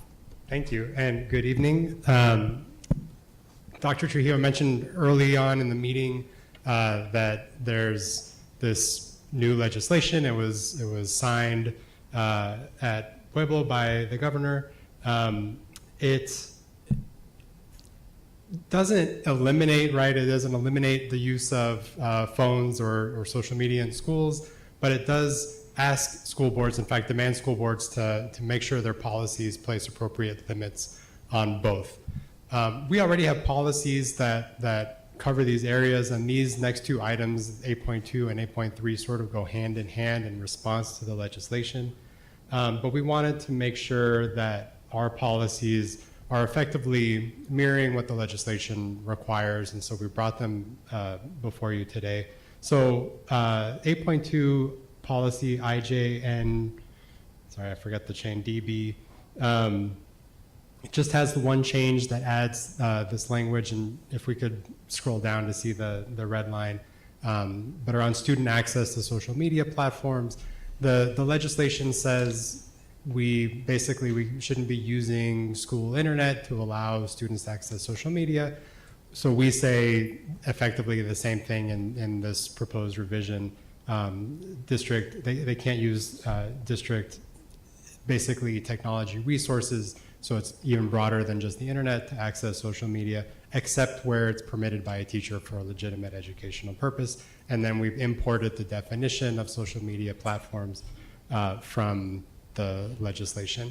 I should also be clear, the legislation doesn't go into effect until September 26th, 5th, 4th? I should have had that. It's right in there. But it doesn't go into effect until late September, so we're trying to get out ahead of this with the idea that we're in front of the board for a first read. We'll be back for a second read by the end of September, so we'll be right on top of the timeline there. Any questions, governing board members? Dr. Shaw? Thank you, President Ekstrom. My question was mostly on like implementation of this policy. So will we expect that there will be like a district block on social media websites or apps? And if so, then how would we be able to get past that block if it's necessary for educational purposes? So I can tell you, my understanding is that we already do have a block on those websites. If you go on district internet as a student and you try to go onto Instagram, you can't get there. I don't know the answer to how to get around that block. I don't know. Dr. Trujillo? ITS has a process where teachers can request that certain websites are unblocked for instructional purposes. There's a form that has to be filled out so that we can track. But that block has been in effect, I think, for a couple of years now. Ever since that we did go to the one-to-one shortly after COVID, we made sure to have those protections in place. Any other? Yes, Ms. Luna Rose. Hi, Mr. Aronoff. I know we already have a policy concerning this, but excuse me, when we say social media platforms, I'm assuming all platforms, and does that also include like ChatGPT? I wouldn't look at ChatGPT as a social media platform. So the definition in here, like I said, it came from the legislation. So social media platform is a website, computer application, or other digital platform that is used for social networking and creating or exchanging virtual content. So in that context, I would generally read it as things like Instagram, Facebook, Snapchat, those sorts of tools, TikTok. ChatGPT, I think, is removed from that. But of course, the board recently acted on the AI policy, and so we don't But I know allow people tend ChatGPT to, anyway. because they hear app and they kind of conflate them, so that's why I was just asking for the clarification. So, thank you. Ms. Shaw? And would this apply to just, people using the school's Wi-Fi? If like they're using their phone, they turn off Wi-Fi, they can still access the data within like the school's boundary? Yeah, so if I'm on my phone and I turn off my Wi-Fi connection and I'm just using my my data my carrier, we can't block that. I don't think we have a way to block that. But if you're on the school Wi-Fi, my understanding is whether student, teacher, if you go through the school's internet connection and try to get to a social media page, at this point you're blocked from doing that. Okay, and does this, well, I don't see anything in the language as far as creating anything actionable against social media platforms created by students that contain like videos or images that, you know, we wouldn't necessarily want to. Like we don't have any control over that, or is there a way that we can put that in this or another policy to, I don't know, kind of prevent those things from happening, or like the recording of things at our schools? So we have a policy already about recording at schools. It's policy ABB, and it's pretty restrictive about recording. So a student who was recording something at school without the school administrator's permission would be in violation of that, and that could be addressed through the code of conduct. Is that linked or cross-referenced in this policy at all? It does not appear to be, but it, I suppose, could be. It's not. I don't think that they're intrinsically connected, but the board absolutely has that policy on the books already, and it's well established. Okay, and then for those schools that like have a social media presence, like a Facebook page, you don't think that this would be too cumbersome for them to, you know, get like, I don't know, the department to waive this, I guess, policy for one computer to who like handles social media for their school community? So I assume that when the schools have social media for the school, that they're already doing that with whatever sort of permissions IT has to, or TS has to provide for them, and probably in coordination with communications as well. Dr. Trujillo? Question. So through communications and ITS, we've unlocked for every school the capacity to do Facebook, to do X, and to do Instagram. So you'll see most schools will have their profiles on those three. It's limited by access, so you'll have designees at each school, small groups of people that will be able to access. It's definitely not something, the school's account is not open to every single employee on the campus, but there's designees that keep up with those postings, but that's unlocked through ITS. Thank you. I'll also add that when you bring this back for a second read as a board, I will make sure that Mr. Hamadeh is here so he can speak specifically to what ITS does with blocks and who gets access and who doesn't and what happens with Wi-Fi when you switch to your carrier. So we're giving you, like, the expert will tell you what exactly the capabilities are. And if he could tell us, or if you can tell us if that also applies to like the hotspots or, you know, TUBA students or, you know, outside of the actual school campus. Yeah, we'll make sure he's prepared. Well, we do know that the Wi-Fi that goes or when we send the Chromebooks home, we know because of all the student frustration and anger, like when they can't get on certain things, they think they're going to be able to get on certain things, and then they come back and they're frustrated because like this doesn't go to this website. So we do know that some of those capabilities are there, some of those blocks. Dr. Shaw? I'll move this for a first read. I'll second.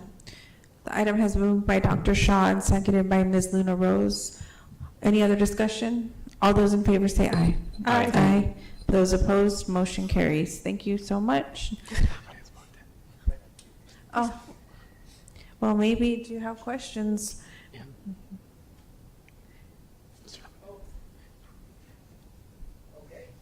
I think we can have you for the second read.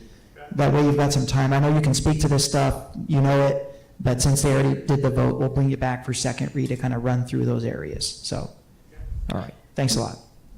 Next is Governing Board Policy JICJ, Student Use of Cell Phones and Other Electronic Devices, Revision, first read. So I'll continue. As I said, these sort of go hand in hand. They're different parts of the same legislation. We just had different policies that cover these issues. You'll see the changes in JICJ primarily have to do I should say there's some redlining in here that's really just language moved from the bottom to make things a little clearer. So not all of this is new language, but the key new language is that while the legislation requires us to place restrictions on use of cell phones at school and particularly in classrooms, it also has certain exceptions that we're required to have. And so we've made sure that those exceptions are built into the policy. Those are where it's for an educational purpose as allowed by the student's teacher, where the phone use is during an emergency, or where the student needs to use their phone because of a medical condition. So we've written those in exactly the way that they are in the legislation. The legislation also requires us to have, or really requires each school to have processes for students to get in touch with their parent and parents to get in touch with their students during the day in light of their inability to use their cell phone for most of the time. And so it also asks in the policy for schools to create those guidelines. And then the legislation has a notice provision that the schools have to notify parents of the school practices around that. And so that's written into the policy as well. I should add that we also have a regulation from the superintendent that is JICJR that has some more detailed guidance that schools get around cell phone use. The regulation has been updated. We wanted to make sure that schools were getting this information at the start of the year and so that things were smooth. And again, this isn't a great deviation from what we've been doing before. So those exceptions are now already built into the regulation, and schools have been trained about those new rules. Again, this is here for a first read, and so the action today would be to post it for public comment. Dr. Shaw, then Ms. Luna Rose. Thank you, President Ekstrom. And thank you for all the work put into updating the language. I have a question about, I think there's probably going to be a very little discussion about whether there should be cell phones during educational time. But my concern was like including during meals and passing periods specifically, and what the thought process was about that. You know, if my daughter wanted to not in a mood to socialize with her friends and just wanted to browse the internet during lunchtime, that's her free time, not educational time. So why wouldn't we allow her to do that? So I will answer part of that, and I'm going to defer to Dr. Trujillo on part of it. But the regulation currently says that high school students are allowed to use phones during lunchtime. So there is that carve out. But you're right that there isn't that carve out for passing periods or recess for passing periods for any students, recess for younger students or lunch for younger students. I will tell you that decision, part of those guidelines have been in place. That decision also came after a conversation with all the regionals representing the sort of needs of schools and thinking about how administrators want to apply these things. But I don't know if Dr. Trio, if you want to add why those guidelines in particular. I thank you for mentioning the carve out. We want to, number one, make sure that we carved out for high school. We wanted to make sure that we had a regulation that was age appropriate, and we think that teenagers can make the decision and can be trusted to be able to use their devices responsibly, right, during the lunchtime and then during passing periods. We have a little bit more concern about the elementary level. We have a little bit more concern about the middle school level. We had concerns about, I think, middle school principals and administrators saw an opportunity to make sure that we could deal with something that potentially contributes to a lot of tardiness during the passing periods and definitely during the lunches. So I think that was really the spirit of why we differentiated for high schools versus middle and for elementary with regard to lunches and passing periods. I'm sorry, where is it differentiated? High schools are Where in the policy is it differentiated? in the regulation. It's in the right? regulation. It's in the regulation. So I believe I did send the reg out to the board this week with my report. If it wasn't, I'll definitely resend it. But we wanted to make sure that we handled the high school component in the regulation. Ms. Luna Rose. Yeah, thank you. One thing, Dr. Hill, or Mr. Aronoff, if we can perhaps get that wording in there just to make it clear, the carve out for the high school student. I know it says including during meals. I think that would be important? So I will say that it's very clear in the regulation where the carve out is, and when we work with administrators and we talk with them about what the rules are, it's both the governing board policy and the superintendent's regulations. Certainly, if the board wanted to put something, to formalize it in the policy, you certainly could do that. But at this point, they act in concert. I was going to say, is it, okay. Well, I didn't know if that was some sort of redundancy, to reduce redundancy. I would suggest we even bring the reg along with the second read, so we can kind of see all points, because the reg is the implementation guidelines for your policy. So I think it's important you see both, especially in an area like this that's going to be heavily scrutinized, and it's a hot topic with the use of cell phones.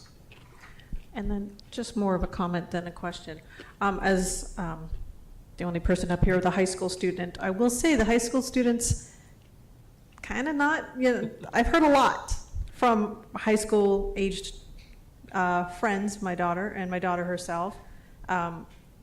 So I do appreciate that little carve out, just because I think they're at an age where we see them as children, but they don't see themselves as children, right? So there's that fine line, and I think that works. But I've signed many syllabus this week agreeing to cell phones. So I know this has also been a lot of work, so thank you. I am also the parent of a high school student, and I don't know if I trust him yet to use his phone at school at all, so we're getting there. Yeah, I get it. I mean, and I also think it depends on the student. Like, I'm again going to use her as an example. She has 0 hours, so she's at school 10 to 7, and then with band practice, she's there till 9. So there's that. Obviously, after school, she's got full use, but she's in practice. So I think this is a good compromise. Dr. Trujillo, would we be providing any of the bags to put cell phones in each classroom? What are we looking to do as a district? Because I know Sabino is what we strive to be for all high schools. So I'm just wondering what the district is thinking in that regard. So Sabino's the gold standard, right? They did the work even before the legislation. They got parents together, they got students together. They set goals. They wanted to increase the quality of interpersonal relationships across the campus. They wanted to decrease the amount of referrals coming out of classrooms. They wanted to increase instructional. So they had this set of goals that they pitched to parents, they pitched to the student council, and they got the students and they got the parents, kind of like a uniform initiative, to agree to it. So they have device storage boxes in every single classroom that you go into. And the kids just simply at the beginning of class, they go and they check their device into the storage box. There's a little key that they have that is issued to them for the period, and then when the period's over, they line up, they get their devices, and they go. And the school's seen some really, really good success. We're looking to replicate that across the other high schools. I think we've had the device storage boxes. I think that they're a little stronger than what we had with pouches. I'm not going to name the product. I don't want to detract from the vendor, but we had a pouch approach at another high school that wasn't as successful because the pouches didn't secure the devices as well. And I think for the students, they like that the boxes are see-through, they're translucent, so you can actually see your device. There's that psychological aspect of nobody's taking my device, nobody's looking at it, I can see it. And I think that that's worked. That's definitely something we're going to be looking at investing in for our other high schools to kind of help them out. I do know with my oldest daughter, who's 11, we've done limited cell phone access. She can't take it to school, and there's good reason why.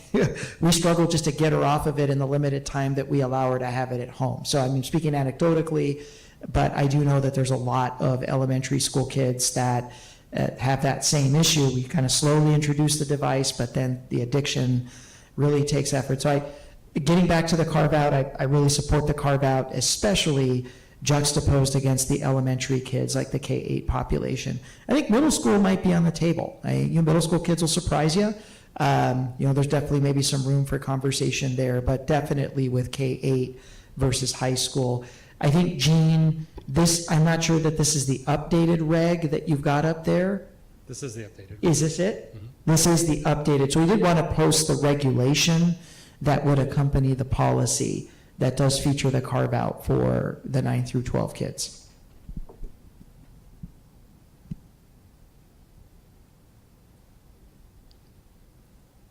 And then I just want to just make one more comment before I go on to my colleagues. I just want to make sure that in the case of an emergency, God forbid, that the student will have access to their phone in their classroom. That's correct. I mean, Okay. we're not, I don't think we have any school that's collecting phones outside of the classroom.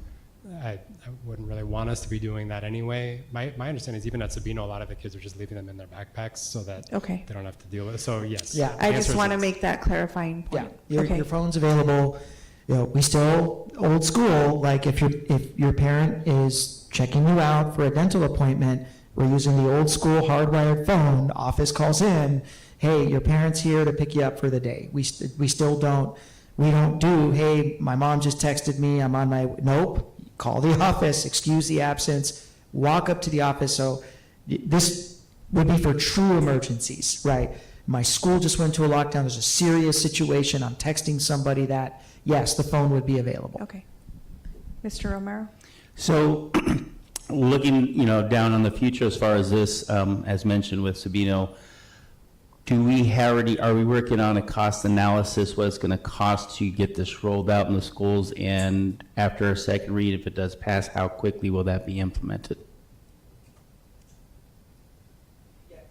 It's not a big dollar purchase, so it's not like we're doing HVACs or doing laptops for every school.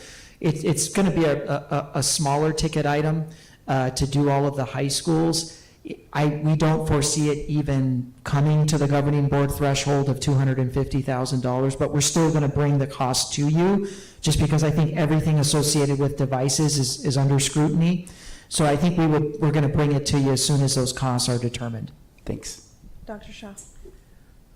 I like how the reg spells out a lot of this. So before this goes to the public, I'd love the language of the policy to be more specific and have a lot of what's in the reg into the policy, so it's very clear on what You can do we're that. moving, what we're going out to the public for comments. Number two, one thing I don't see, I know you can't have an exhaustive list of everything, but in the first paragraph, in terms of what is included, I know it's not limited to, but would it be specific on like watches and what digital watches, like where do we transform from like a digital, Casio watch to an electronic, receiver watch? A lot of students have digital watches, digital extended cell phones, texting devices on their watches. So I would lay that out more in the first paragraph. And then, I'd love to get more comments on the middle school area on that front in the lunchrooms. When my daughter's coming from my house, she doesn't have a cell phone with her. I don't think middle schoolers should have cell phones. But I'm in the minority, unfortunately, of parents, with most of her colleagues and peers having cell phones. And if the parents are going to give them the cell phones, regulating that in terms of the lunch period, I don't know what to do about that. So I'd love to get more feedback on what to do on the middle school level. So can I just comment real briefly on the watch piece? I think watches are covered. If the board wants to specify watches, I know that that's a question that comes up. And when we talk about instruments which transmit voice, text, or data from one person to another, that's covered in our electronic devices policy, and that's the same, so that's in the definition. But if the board wants to clarify that, I'm happy to. And in terms of bringing in the language from the regulation, if the board wants to do that obviously that's your prerogative. We just be specific about which language we want to bring in. I will say we often use a regulation so that, often the board policy is at a higher level, and the regulation allows us to be a little bit more flexible and adaptable, as things change, as school needs may change. It allows us for adjustments within the sort of umbrella guidance that's set by the policy. Certainly, the board can do all of this in the policy. the regulation has the same impact on the schools though. So I guess I would just ask if there are things from the policy specifically the board wants to adopt, or excuse me, from the regulation that the board wants to adopt in the policy that the motion you make includes that. What I was really referring to was the things above consequences, so from the cell phones and electronic signaling devices may be used, and then the bullet points on what it could be used for, and then the exceptions on the bullet points. So that those two sections, I think, would really spell out a lot and make it a clear policy. Dr. Trujillo? I think normally, I'm in Michael's camp always. We try to make a policy at a broader level, but I support differentiation. I think some topics are so highly charged and so under scrutiny, and are hot topics for parents and kids. Dress code and cell phones. So I do think in those areas, I think we benefit from more regulation type language in your policy, just because there's just such charged topics, So I do think that in this instance, bringing in some of the regulation language, I think will support a clearer policy. Any other discussion? I'll move the item. Second. The item has been moved by Ms. Luna Rose and seconded by Ms. Shaw. Any other discussion? All those in favor say aye. Clarification, are we moving it with the addition from the regs into there, or what is the motion on the table? Good question. Yes. So can I amend it to have the information from the regulation from those two bullet pointed paragraphs in there? Yes. So I'm making an amendment. So I think it's a second. Oh, I'll second. Okay. The amendment has been moved and seconded. All those in favor say aye. Aye. Those opposed, motion carries. And I have to go back to the original motion. As amended. As amended. So, So it's already been moved and seconded. yeah, okay. So the motion has been moved and seconded by Ms. Luna Rose and Ms. Shaw. All those in favor say aye. Aye. Those opposed, motion carries. Thank you. Thank you. You and your rules. Next is item 9.1, 2024-25 Level Up Academic Intervention Program Analysis. Dr. Trio.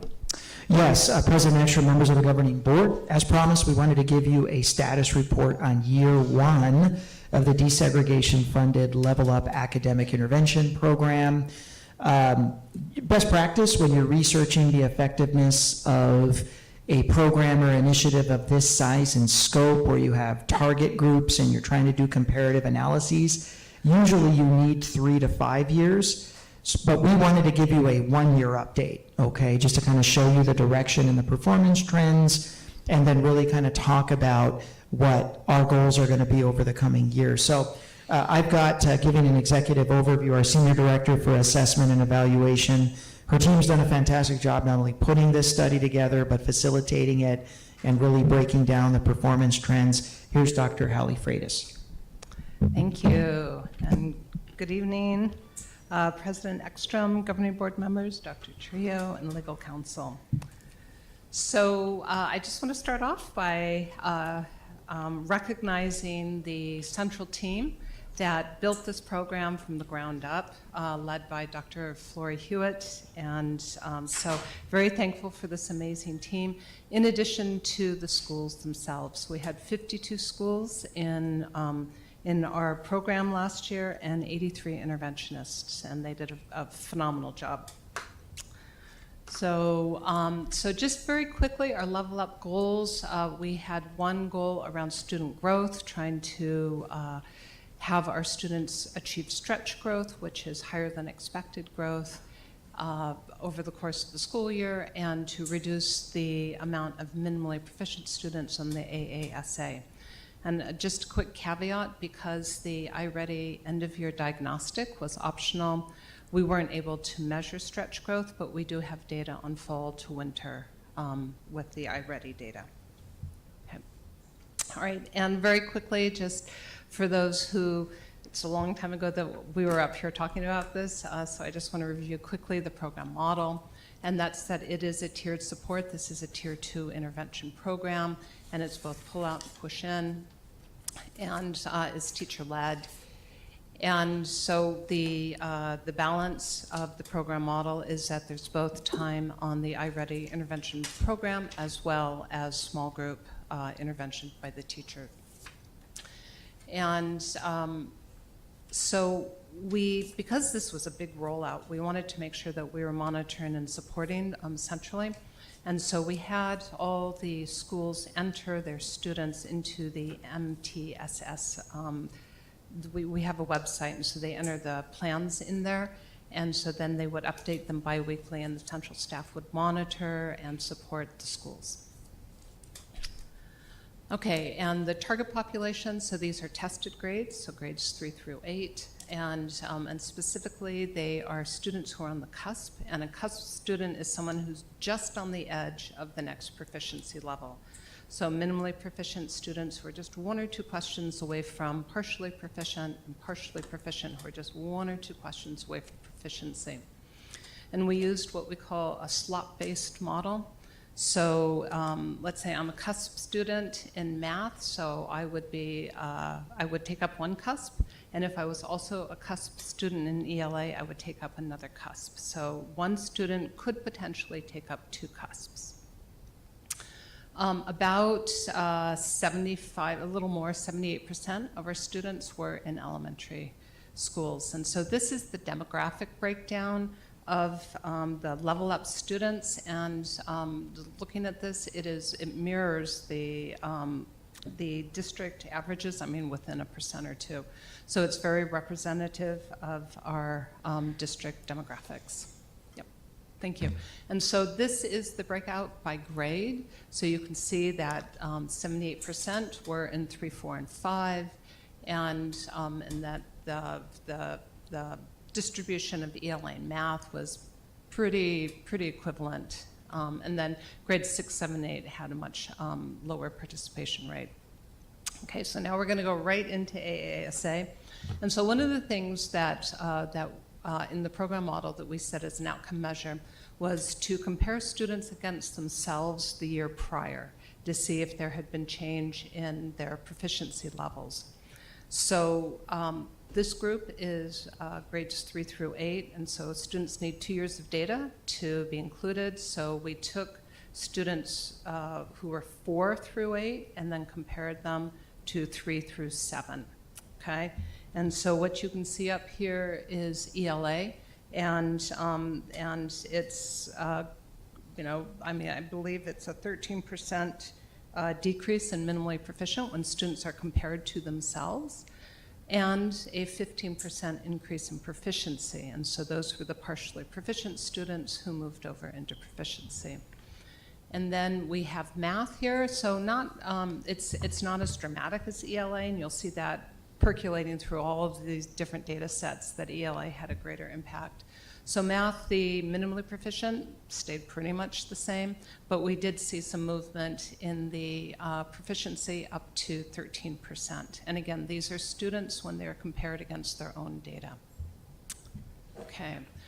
So we decided that we would also take this analysis 1 step farther and create a comparison group, a matched comparison group, so that we could statistically evaluate what the change was of this program.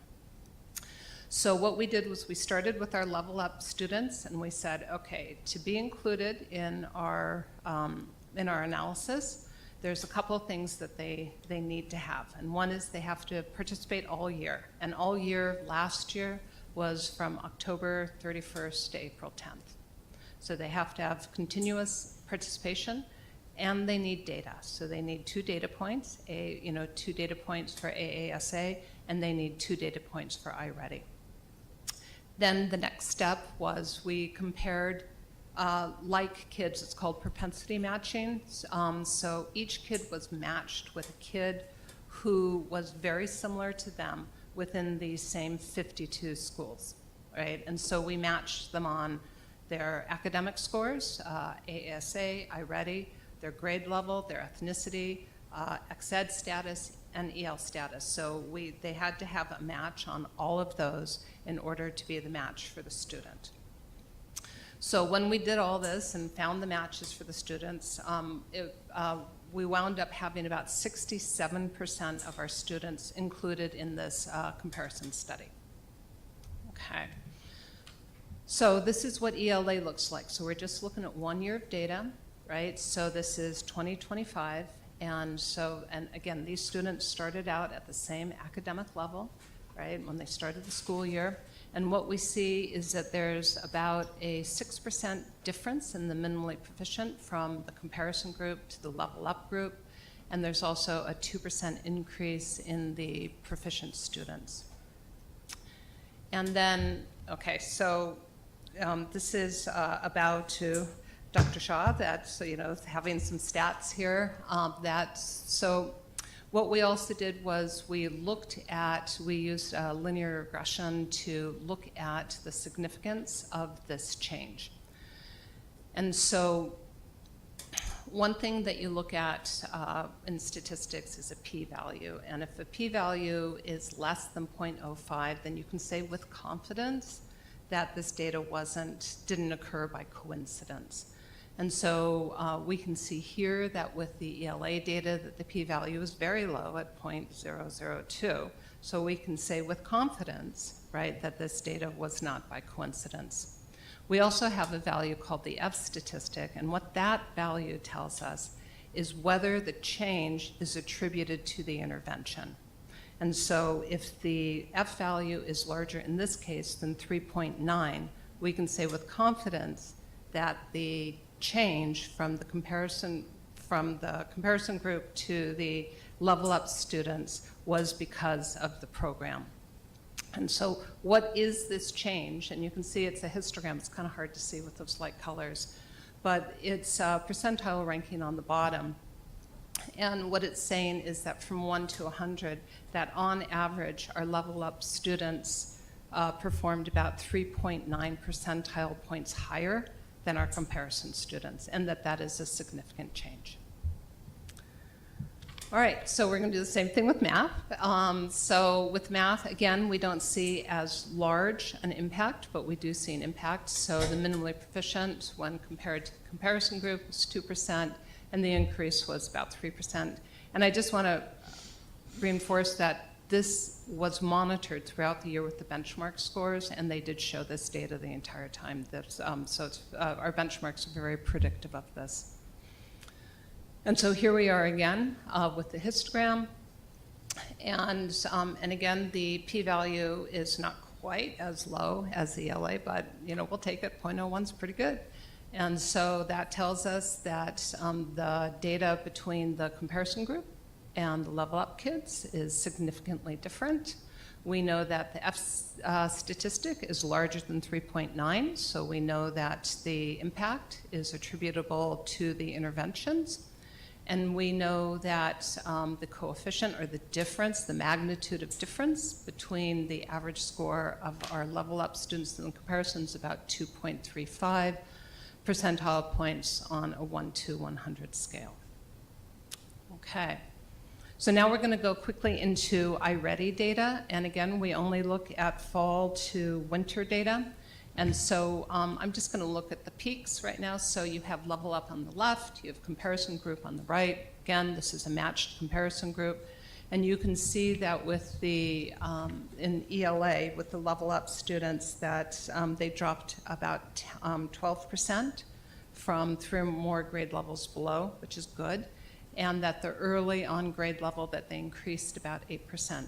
Now, the comparison group was also moving in the same direction, right? They're doing the same things. The comparison groups are in the same schools, but their change isn't as great, right? So you have an 8% difference in the 3 or more grades and 5% increase in the early on grades. So they're both moving, all groups are moving in the same direction, but the level up kids are doing it a little faster.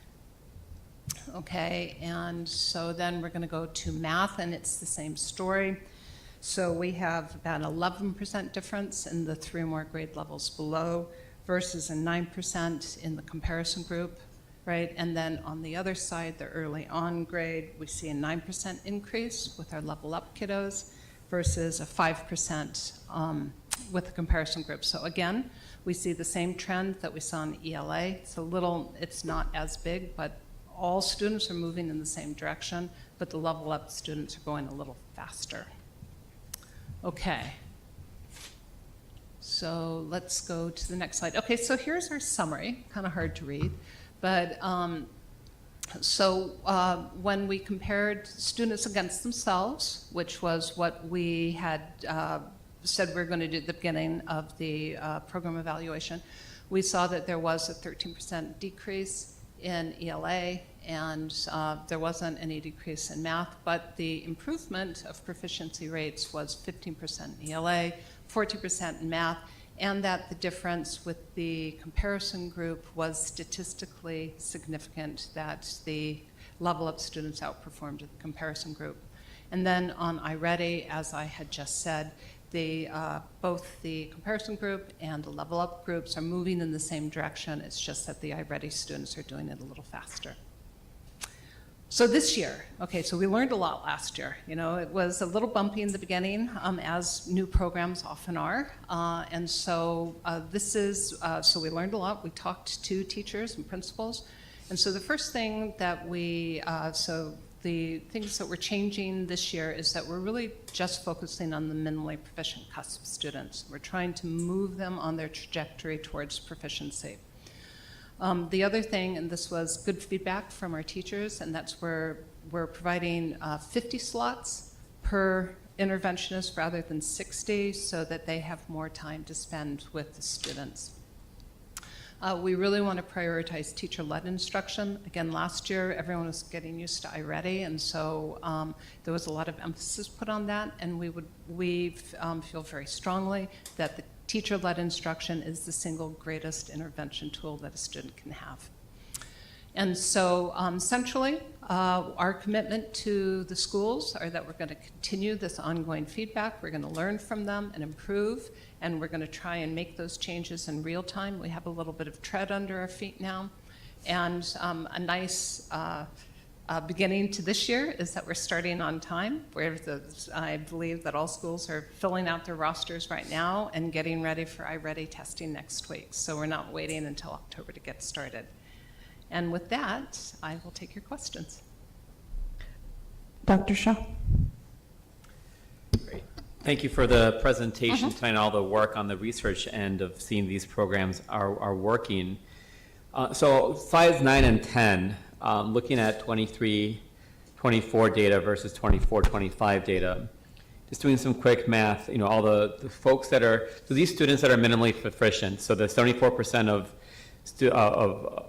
the students in this cohort that were minimally proficient. This is slide 9 I'm on, Jean, I'm looking at. And the 61% are in the next year. So like 82% of the students didn't move from minimally proficient. And then the math on slide 10, like none of the students moved from year to year with all those interventions. This might be more of a question for Dr. Trujillo or Dr. Hewitt on like kind of, you know, other things we need to do. Like, so what are you thinking? Like, what are we missing for these students? So these students, you know, 59% of these students in the math, they were minimally proficient. They were close to being partially proficient. So you have a few points, few scores, few questions from being partially proficient. But all this work with them, with this pull-out program and small group instruction, all these resources for those students, like didn't help them answer a few more questions correctly to become partially proficient, assuming that no students went backwards. Why do you think that is? Well, I'm going to invite Dr. Hewitt to offer her take, but I'll tell you what we struggled with in the first year that I think probably had a greater effect on math than it did on ELA. I think we were late, particularly with math data. We were late in identifying the students that would participate in the program. We struggled with some vacancies in the intervention positions on the math side of the house. Again, this probably doesn't account for the totality of reasoning why we weren't able to move math forward as well as we were on ELA across the board actually, but more specifically for minimally proficient. I think we had a situation where we had some folks on the math side of the house that were unsure about the future of ESSER, and quite frankly, they left for other districts by the time we actually settled on a funding strategy. So we had some work to do to get some to get some vacancies filled on the math side of the house. We lost some time at the beginning of the year getting those filled. And then ultimately, I don't think that there was the clarity that we are going to be providing this year on the role of iReady versus primary teacher-led intervention. Primary teacher, the teacher's direct instruction being the main intervention piece in a small group format. I found that to be a little bit more pronounced on the Mount side of the house than it was on the ELA. With that, I'll turn it over to Dr. Hewitt. And before Dr. Hewitt says, like, I wouldn't say that ELA is great, because like 82% of the kids that were Yeah. minimally proficient were still minimally proficient Yeah.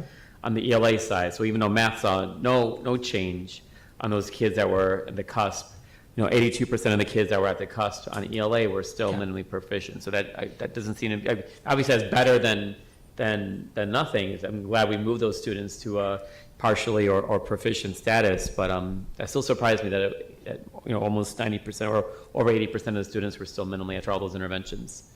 Good evening, governing board members, and thank you for the question, Dr. Rabi. It has to do with implementation, of course. That's a big aspect of making sure that the instruction is running correctly, that the interventions are running correctly. But one of the things that we're going to do better this year is those guidelines for implementation.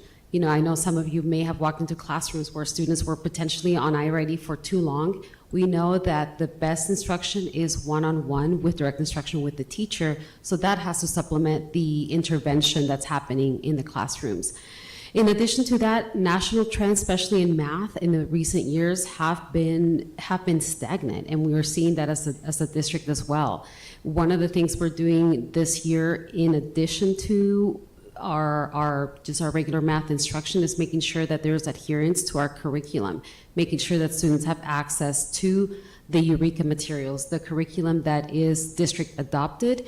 We have seen in some cases that that may not be necessarily the case in all of our schools. So we want to make sure that students have access to the materials, meaning that teachers are utilizing the curriculum in the classroom.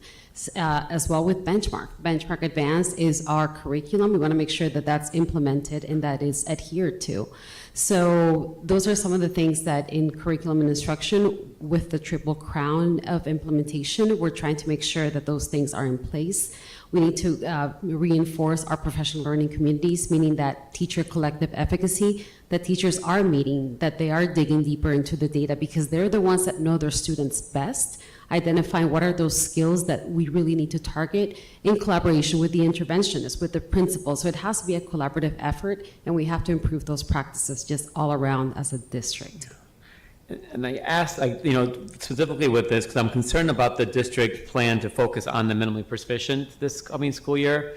Because looking at this, it looks like the interventions with the partially proficient got 14% of them to the higher levels on math, while we weren't successful with minimally proficient. So I wonder whether this is the right intervention for those who are minimally proficient versus those who are partially proficient and on the cusp. Like, those are the kids that it's worked with. Didn't work with any of the kids that were minimally proficient. So we're putting all of our eggs in the minimally proficient basket, only inviting kids that are minimally proficient on the cusp of being partially proficient.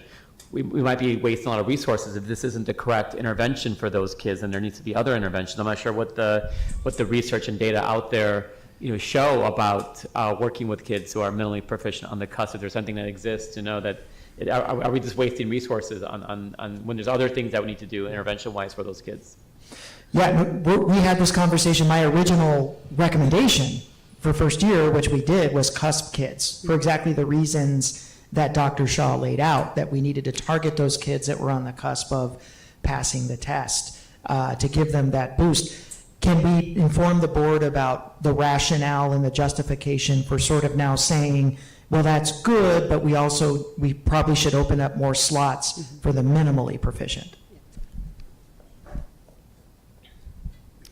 So the minimally proficient decision was very strong feedback that we received from the sites, because the sites said the partially proficient students were in Tier 1 instruction and were on the path to proficiency already. The minimally proficient students are on a multi-year path to proficiency, and this year is one of multiple years to get them there. But the partially proficient students, it was the the sites felt that they were very, very close to proficiency already. And again, they're just sort of, if you think about the test, right, the proficiency band on the AASA is very, very narrow. And so when we talk about CUSP kids, we're just talking maybe one, maybe two questions. Because I don't think the data really shows that, because you looked at the year-to-year comparison on the experimental group, but you didn't look at the year-to-year comparison on the comp group, right? At least that wasn't presented to us. So you only saw like the 24, 25 results for the comp group compared to the level up group, but not the year-to-year change in the comp group. So I'm assuming you looked at that data. When you looked at the data for the comp group that didn't have the intervention, did they change as much on the proficiency for those partially and proficient students? What we did was we looked the comparing students against themselves. That was an outcome measure in the original model, and so we just did that with the level up students. And then afterwards, we matched and we started to look at current year impact. What Dr. Shah's getting at is, did we see the same trend with CUSP students outside of the intervention? Did they advance to proficiency, those kids that were 1, 2, or 3 points away, that were outside of the targeted group? Because if the principal's rationale, and I heard the same thing, I would hear it at ILA, we would go to the principal's meetings, I heard the same thing as we would intermingle with principals, and they say, we really need to be doing the CUSP kids. So if that's true, did we see the same trend with CUSP kids that weren't in the intervention? Did they naturally move into proficiency at relatively the same rate? I think that would, we should probably talk about that. Sure. Please remember that the comparison group students and the level up students were matched, right? So they had the same performance level at the beginning of the year. And so what we did is we looked at their change over time, over that course of the year with the AASA as the post-test, right? So all the students start in the same starting point, the student and the matched student. So so what we see is that there is some change between the comparison group and the level up. It's not a huge difference, but it's like 6% in ELA and about 3% math. Questions? I have a question. When we are looking at minimally proficient, let's say 4th grade math, does that mean we're taking that these students don't have concepts of addition and subtraction? Like, how far back are we going? It could be various standards or various skills that they're not meeting. So we would have to take that specific student and look at their skill mastery for those standards. So Okay. it could be varying throughout different students. Okay. Yeah. The one thing I would probably recommend for us to do as well is some test preparation. I know that these are tested grades, and part of our job is to do these intervention. These teachers are working really, really hard with our students, considering multiple factors, right, that we may not be in control of. But one of the factors we can control is a little bit more test preparation. I know we're not necessarily a district that has done that very consistently in the past, but it might be a good recommendation to do a little more test preparation as AASA approaches. That's always a tough, I know I don't want to take the board there, but when districts assertively set proficiency as a goal, like some of our neighboring districts, they invest in a lot more test preparation. And that's always a tough conversation, because growth is a little bit easier to come by. But when you're actually looking at passing the test, it's not only the alignment of the standards that they're going to be assessed with the curriculum that we're expecting to be delivered through Tier 1 primary classroom instruction. There's also two very, very difficult aspects of school improvement that challenge school boards, not just here, but across the country. There's the amount of test prep that you feel comfortable with, that teachers feel comfortable with, and then there's the issue of additional time for learners, right? And that involves tough decisions about the calendar, about the workday, and work with TEA on what the professional day looks like, 7-period day. So all of that is real. Those are not to mimic what Board Member Romero said, but those are some sacred cows that get to be a little controversial. But test prep, yes, you know, if you're definitely looking at strengthening the amount of students that get to proficient, we're not doing as much as some of the other districts that are able to display those quicker jumps. And one more question, the AASA, that focuses on what each grade is learning at that time, or does it move a grade ahead, like maybe some concepts that they haven't seen? No, it's for the whole third grade band, for example. It's Okay. all of those standards. Okay. Mhm. I do have follow-up questions, and I'm still concerned about like how we're using our resources, but I'll follow up with the leadership team at another time. Thank you. Thank you. Thank you. Thank you. Thank you. Item number 10.1, future meeting dates and agenda items. Dr. Trujillo? I want to turn it over to Yolanda. We have a couple of additional meetings that we'd like to propose for governing board consideration. That we really want to commit to the public to do everything possible to, like tonight, to be right here seated, ready to go at 5:30. That's going to necessitate possibly looking at least once a month getting together on Zoom to take care of some executive session items. The public would still be able to see what's agendized for those executive sessions. You would still have to call an executive, go into executive session, all of that remains. We also are going to be targeting a board meeting coming up for probably around a 90-minute training by the folks at Diligent.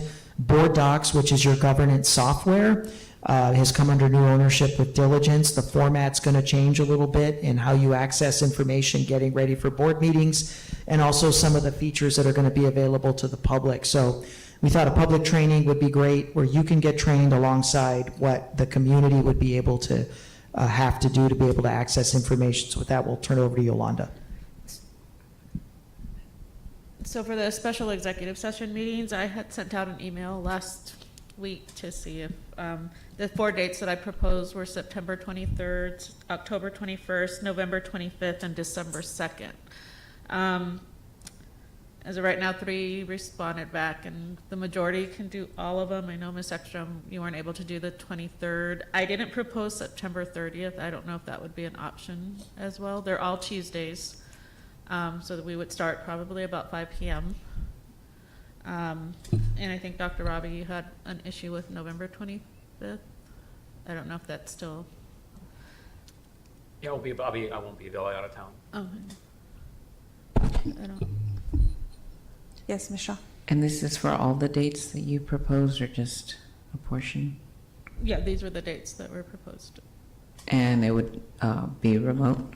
Yes, they would be remote. Is that just for exec, or like a regular meeting? That would just be just a special executive session meeting Oh, for each one? for each one. And you said you're not available to September 23rd? No, I'm not. I can do the 30th. The 23rd is the special election general. It's my husband's birthday, too. Oh, well, happy birthday to him. We have plans already, and so. Well, I'm sorry. I know you didn't want to call me out, but I was the one who didn't get back to you. So, I'm okay with those dates. I'm okay with also moving it to September 30th. Okay.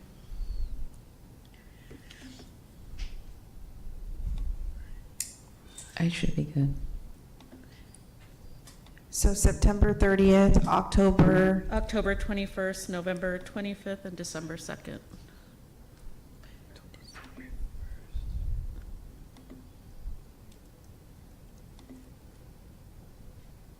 Everyone okay with that? Say the dates again, I'm sorry. Yes, can you say those dates again?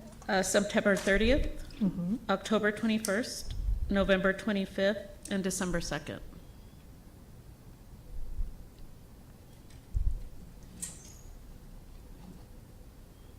Yeah, I'm fine with those. Okay. Thank you. Any other items, Dr. Trujillo? Do we need a motion to add new meetings? Yes. Yes. I will move to add September 30th, October 21st, November 25th, and December 2nd for executive session meetings for the Second. governing board, Second. starting at 5. He second.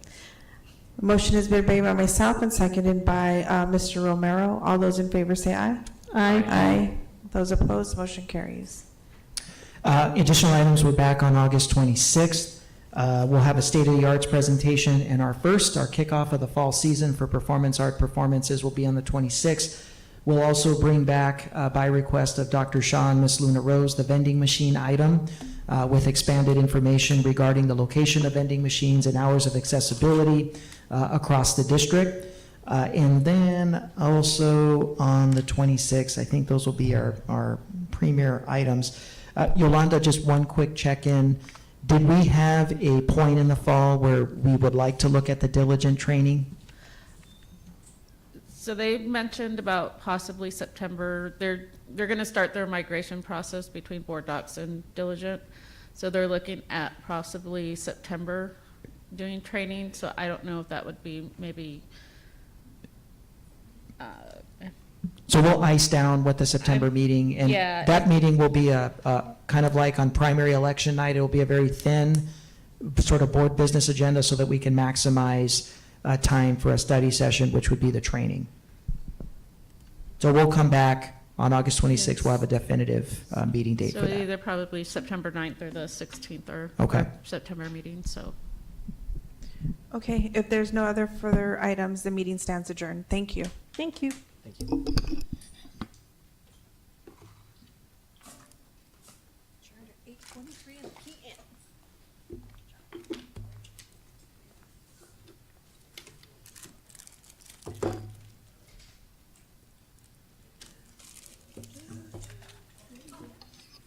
Did you say it's 90 minutes?